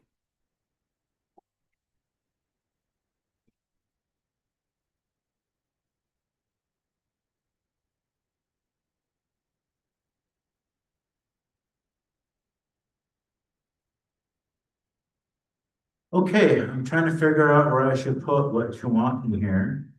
And you're not done? Okay. Just maybe develop a national data collection center somewhere, or a regional one, and roll it up into a national report. Maybe ask the AFM to collect it, but there needs to be a place where these things can get reported on and assessed to see how big this problem really is. And the other thing I see with Bill, I think was Bill 17 or something, that where people that need to go further long-term crew trips to get healthcare, that there's a new bill, I guess, coming forward to help fund that in the province of Ontario. But just follow up on that. What do you mean? Because that's access to healthcare. I think because there's tours happening, yeah, I think. I would suggest adding this in the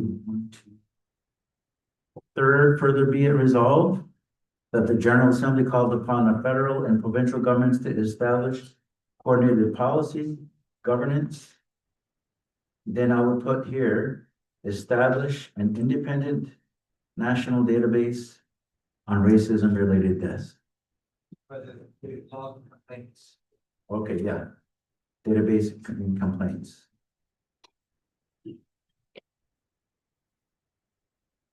And then we can kind of figure that, the rest of that stuff out later. Okay. All right, so hopefully the resolution team had that change. On the third, for the resolve, for governance, establish a independent national database on racism related deaths and complaints. Sorry, so 1, 2, 3, the generals. Oh, I'm looking at the wrong one. Yeah. Okay, is the mover and seconder okay with that addition as well? Yes. Yes. Okay, yes, Audrey, go ahead. I found another anti-Indigenous racism in the very first, therefore be it resolved, that on the second page, maybe just do a quick spell check or word search for the word Indigenous and change it to First Nation. So you're taking direction. All right, so we'll do a scan of the resolutions.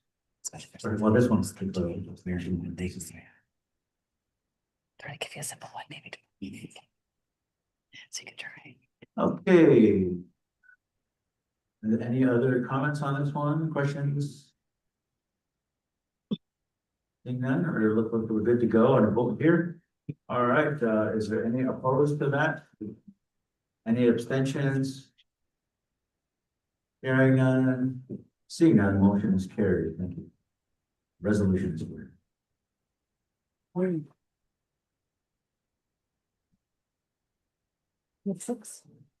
Number 6. Addressing systemic barriers within the non-insured health benefits program specific to medical transportation. Moved by Councillor Catherine Wilson, seconded by Councillor Jessica Boyer Bennett.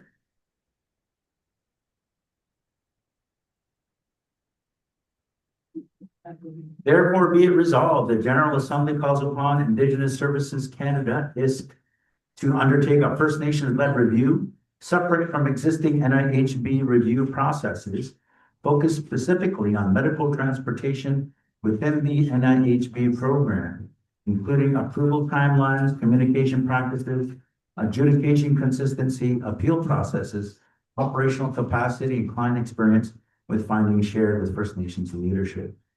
Further be it resolved, the General Assembly calls upon ISC to establish transparent service standards, public performance reporting, and escalation mechanisms for urgent or unresolved NIHB cases that addresses approval timelines, response times, appeal timelines, backlogs, and client complaints. Further be it resolved, the General Assembly calls upon ISC to review NIHB policies, procedures, and adjudication practices to address inconsistencies and eliminate barriers that disproportionately affect First Nation citizens, particularly those in rural, remote, and underserved communities. Further be it resolved, the General Assembly calls upon ISC to work collaboratively with First Nations organizations and communities to reduce administrative burdens on community health staff, improve communications between NIHB offices and First Nation service providers, and strengthen staffing, training, and operational capacity. Further be it resolved, the AIA will document and aggregate member nation experiences with NIHB and report on barriers and recurring systemic issues to ISC, Chiefs of Ontario, and other relevant oversight bodies until measurable improvements are achieved. Further be resolved, the General Assembly directs ISC to provide a written response to AIA and member nations outlining actions being taken to address systemic concerns on delays, inconsistent approvals, communication challenges, and administrative burdens within NIHB. Further be resolved, the General Assembly directs its political executive of Health Social Advisory Board to advance the issue at regional, provincial, and national forums, including Chiefs of Ontario, federal engagement tables, and relevant NIHB governments and advisory bodies. Finally, be resolved, the General Assembly directs AIA to report back on progress and implementation of the annual General Assembly. Number 7. The mover and seconder to speak on this. Nope. Oh, okay, we're good. All right, any comments on this particular resolution? Questions, concerns, changes?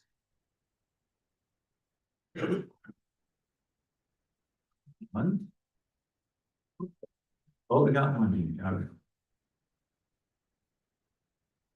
Sorry, I'm just it's Audrey Logan being a nuisance, but when it talks about medication for non-insured health medication for clients, I don't know how you can word it, but oftentimes patients are the doctor will order a certain drug, and when it gets to the pharmacy, NIHB will only support the generic version of that drug, where many patients have incompatibilities for certain mechanisms or enzymes or whatever's inside that drug. So they will have better outcomes if they use the drug that was prescribed originally by the doctor. I don't know how you could word that in there, that. Okay, first of all, this resolution is specific to medical transportation, and I know exactly what you're talking about. Okay. Because a lot of First Nations do not respond well to generics. And there is a process that you have to go through, you have to get your doctor basically to, write a letter to support you, for NIHB to get the actual main brand stuff. Because by default, they generally give you the generic stuff, because and if you have a bad reaction to that, or it does not as effective, you can let your doctor know, and they can write a letter to, basically have an appeal process to NIHB to get the actual main brand stuff. There's a process for that. And that is an issue I'm gonna raise with them, as well, in the near future. Okay, other than that, any other, reviews? Seeing none, we'll go to a vote on this. Is there any opposed? Any abstentions? Hearing none, seeing none, resolution is carried.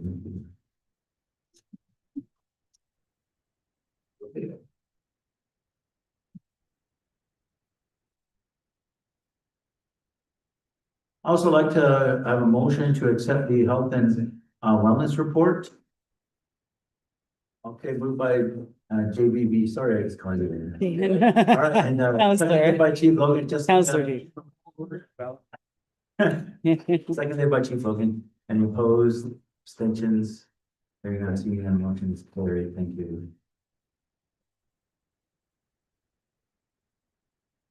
Okay, is Sydney online? Oh, yes, there she is. Yep. Okay. Can we turn her up a little bit?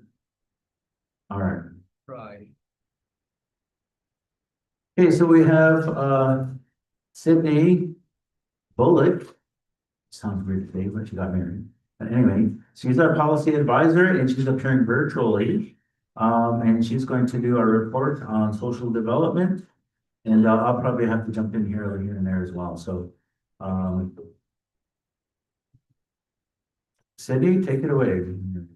Sure. Thanks so much, Grand Chief. I just want to give an opportunity for Chief Carr to say a few words as the social profile portfolio holder for the chief. So I didn't just hoping she's there.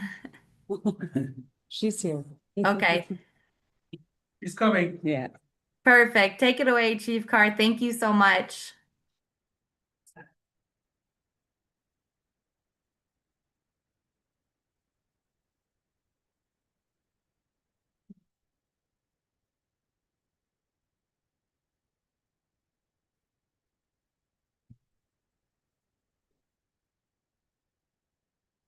Ni Mano Gishgad Atikto Dam Shako Dam Megazin Dishnakas. Lori knows what Minchisagi and Ishnabe and that. Good afternoon, everyone. Lori Carr, Chief for Hiawatha, and social is one of the portfolios I hold for the Association of Iroquois and Allied Indians. And just want to first congratulate Sydney. She had her baby girl. So congratulations, Sydney. We'll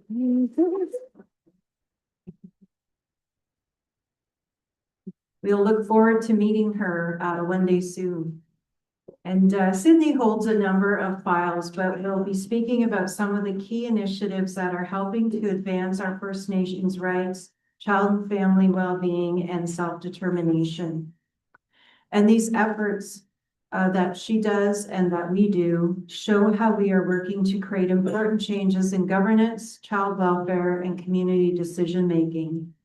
One of the items Sydney is talking about is Jordan's Principal Working Group, which ensures First Nations children receive the health, education, and social services they need without delays caused by government disputes. And we all know that there have been many issues with Jordan's Principal funds and getting approvals. And the working group focuses on improving access to these services and making sure children's needs come first.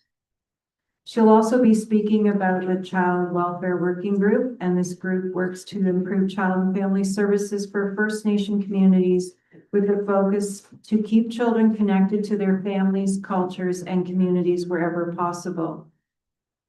Also on the 1965 Indian Welfare Agreement, that has shaped how child welfare services were delivered to First Nations in Ontario and also covers Ontario Works, homemaking, and childcare. The CRHT found that the 1965 fell severely short in equality for child welfare services, and funds were allocated in 2023 for engagement to reform the 1965 IWA to stop discriminatory practices. But discussions have stalled as we wait for Ontario's mandate.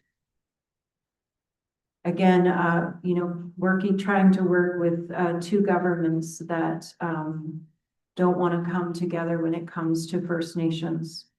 She'll also be speaking on Bill C-92, which recognizes the inherent right of Indigenous peoples to take care of our children and govern our children and family services.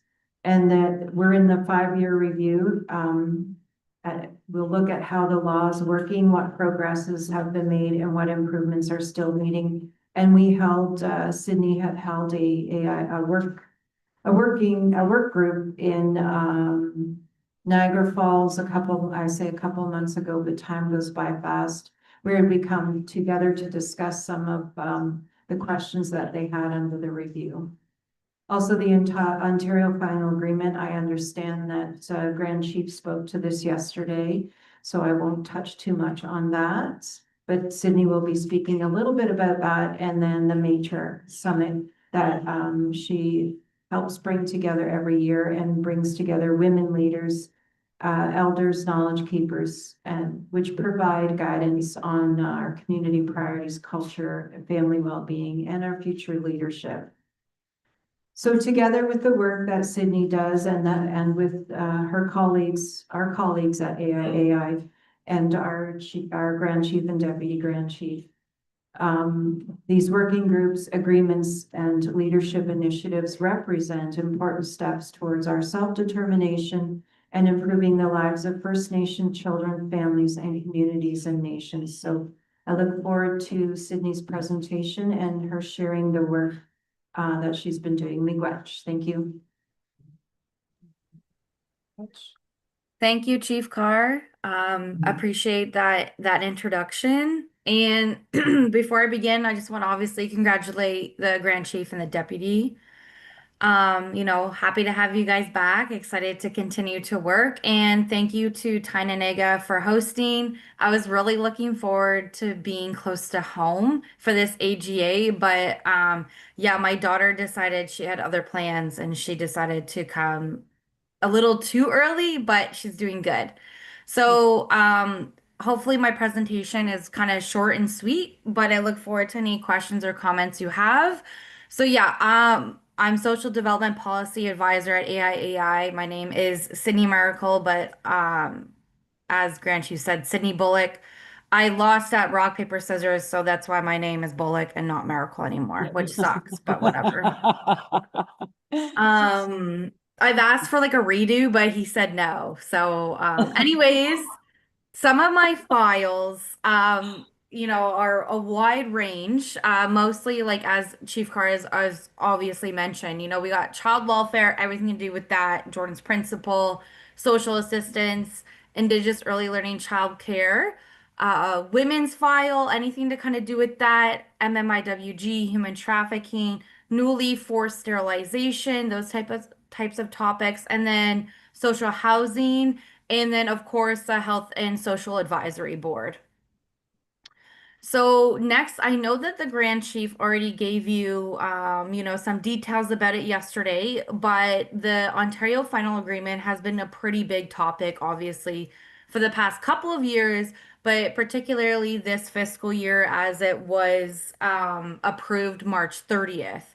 So we were able to kind of watch, or if you were able to go in person, they held flow rooms, the coup did, and you could go.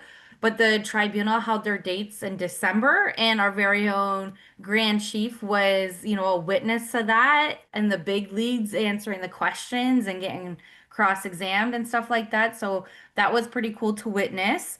The effective date for the OFA is May 28th, so it is being implemented right now. And we were a bit concerned before the end of the fiscal whether or not Canada would file an appeal at the federal court, and so they did. But it did not affect the implementation of the OFA. So at AIAI, what we've been doing, just because it's been kind of up in the air about the appeal and the effective date, we were able to hold one training, like planning session for our AI communities, just to kind of get a better understanding and a more focus on AI specifics of like reporting, funding, guidelines, requirements, just to familiarize ourselves with the OFA. And we will continue to do that throughout the year. But that's pretty much, it's been a really big year with the OFA. And of course, at my child welfare working groups, we've discussed the OFA, kept everybody in the loop, and any feedback and comments that comes from that group for the OFA was then advocated for at the coup and the advisory meetings, and of course with the Grand Chief. Grand Chief, I don't know if you had anything else to say further on the OFA, but that is my update on that.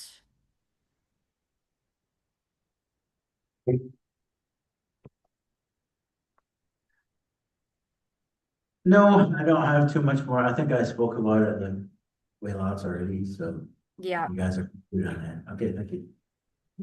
thanks, Grand Chief.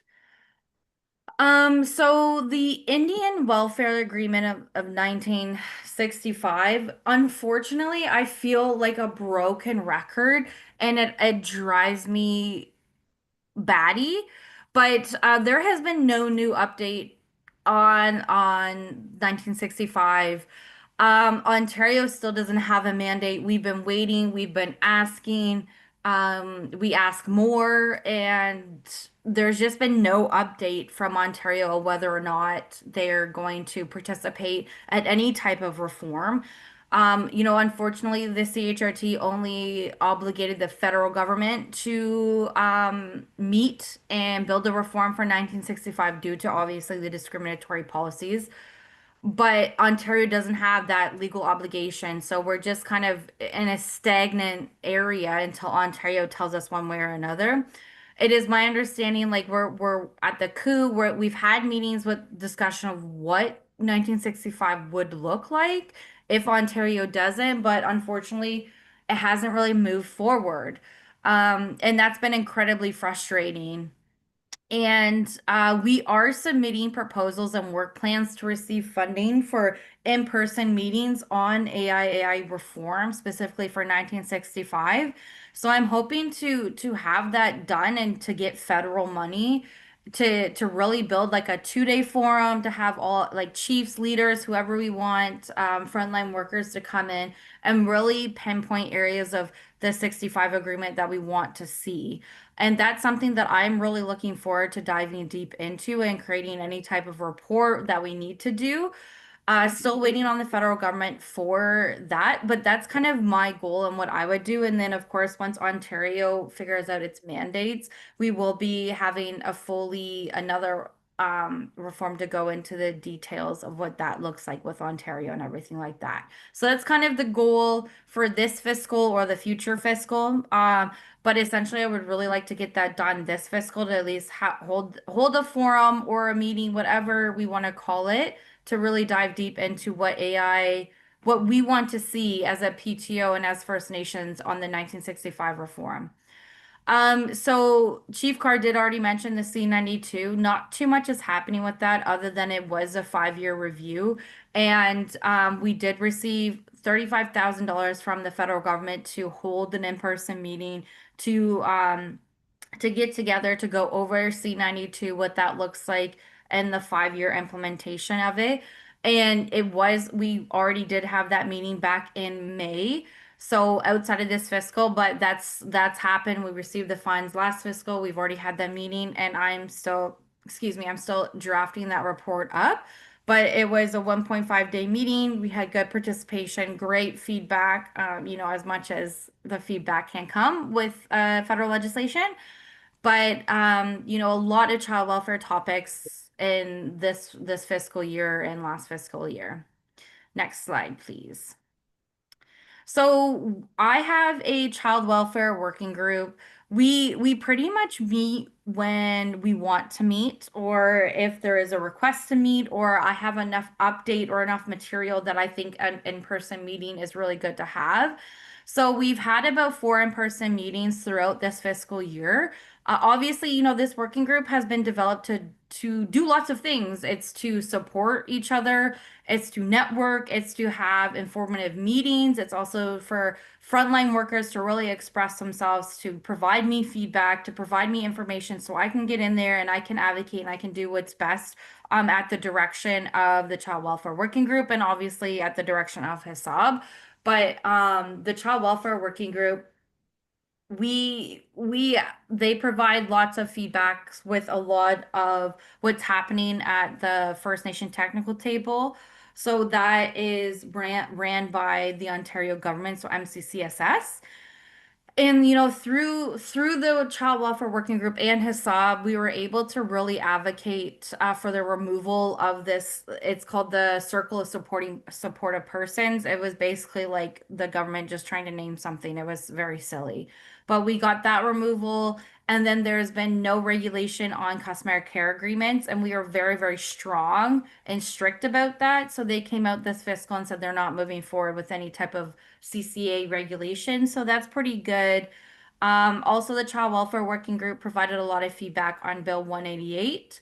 And that's just basically that bill will discuss the ability, and it came into force July 1st, but essentially it holds for more transparency for CAS when accessing our files, when accessing out of care or aged out individuals from CIS accessing their files willy-nilly. It also allows for youth 16 and above to be able to publicize their own story about being in care. So that was a pretty big win for us, and the working group and Hassab really liked the way that that bill was heading, and so we were able to provide that feedback.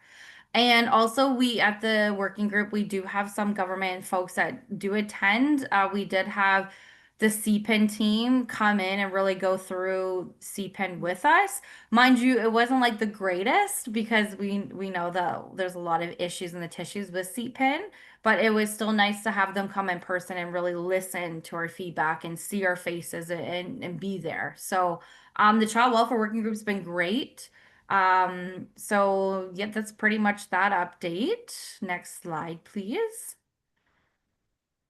So our Jordan's Principle working group, if you click it again, I think it like has like some type of transition. Thank you. I don't know how to get rid of that. I apologize. But it's fancy. So our Jordan's Principle working group, I mean, as you guys can imagine, and as you guys already know, Jordan's Principle is just like awful. If I could, say a couple of, not so professional words, I would. But it's been a really difficult year. It has been since the February 2025 bulletin, and which we've still asked for is to revoke every time we meet with them. Every time we see them, we've asked to revoke it. It's been nothing but providing horrible barriers and just confusion. So it's been a really difficult year. We've seen rare approvals. And because of that, children are just feeling the absolute impacts at the hands of the federal government. We've requested information from ISC on their metric system, basically meaning like how do they approve it? Where does the denials come from? How come everything's being escalated? Like what are they looking at when this happens? So we've asked this numerous times through emails, through meetings and Zoom. We're having OKT file an ATIP to just get this information because no one really knows what's going on, and it's very, very frustrating. We've also sent letters, like so many letters to the new minister there, Mandy Galmasti, and on a personal level, it's just been nothing but giant disappointment. We were celebrating the fact that she is a First Nation or Indigenous woman, and like there's just been nothing, not even like a confirmation. And I've done follow-ups, and Grand Chief sent letters over, and there's just been no response. So really, really disappointing there. We also hired Insight for a report on an AI collective messaging. It has been completed, but unfortunately, just because I will take the blame for this, it just hasn't been reviewed for Hassab. Just because my life, when my daughter decided to be earthbound, it was at that time. So I do apologize about that, but it has been completed. It just needs to be reviewed by Hassab, and then we're good to go. And that will be a tool that we can use for lobbying, for advocating, for AI member nations to use like, for their own lobbying, for their own advocating. So looking forward to that for the acceptance or any edits that Hassab has. Thanks. My next one. Oh yeah, so the Matriarch Summit honestly has been awesome. I'm kind of bummed that I will be on maternity leave for this year's Matriarch Summit. It's going to be even better. So that is something that I'm really looking forward to. But we had an awesome turnout, great participation. It was in Blue Mountain. I got stuck in the elevator. That was sketchy, but Cheyenne was there to be really supportive because it was spooky. But we had mornings of stories of resilience, of journeys We had education, an afternoon of connecting culture to our culture through art and teaching. We did basket making, we did caribou tufting, creation jars. You know, Joe came out. We had medicine knowledge. It was honestly like a fantastic summit. You know, even as staff, I feel so blessed that we could do that because it's just been a phenomenal to hear, to bring together women in the community and just hear and talk and just build that relationship up. So it's been great. We've already started planning for the fourth matriarch summit. So we are looking forward to that this fiscal year with even more. This year will be even more hands-on interactive connection to culture. So I don't want to give you too many details, but I think Joe's coming back, gonna do a walk with us, gonna point out it's just gonna be fantastic. You know, I might just show up with my daughter. I don't know. But that is the update on the Matriarch Summit. And that's pretty much my presentation for this fiscal. I do have only 3 resolutions. Grand Chief, the one expanding social hasn't been approved by HASAB, so that one hasn't been brought up yet. But so there's 3 resolutions. But that, like I said, that's my presentation. And thank you so much. Obviously, if any comments, you guys have the floor. Thank you.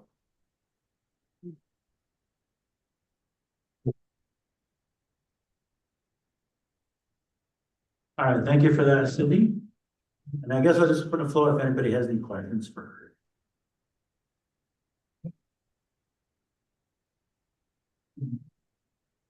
Okay, I don't see any. All right, it's 4:30. And I'm gonna make an executive, well, Stacia told me that we're gonna defer the resolutions until tomorrow. She made the executive decision. Good. And maybe we could do your reflection tomorrow? So, Absolutely. we're gonna, pause for the day, but first I'd like to get a motion to accept the social report. Yeah. Chief Logan moves, Chief Miracle seconds, any opposed, abstentions, seeing none, motion is carried, thank you. All right, we'll adjourn for the day. Crazy Jane's out there waving her face off. And I think she's the bus driver. She is. Oh, she's driving. Oh, the buses are here. Oh yeah, the buses are here. I wanna get on that bus. That would make sense that she's driving. All right.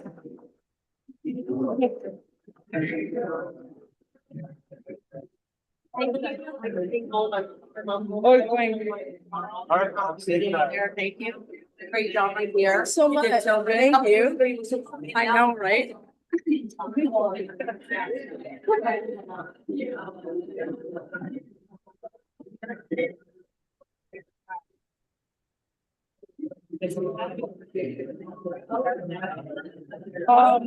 Station. It's an okay to give that your turn. You don't go today. Wow, it's like a needful one. Otherwise they would. That would be.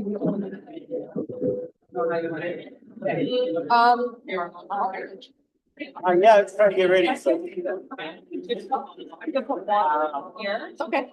Maybe I'll follow the bus, if they leave before me, I'll follow. Yeah. Back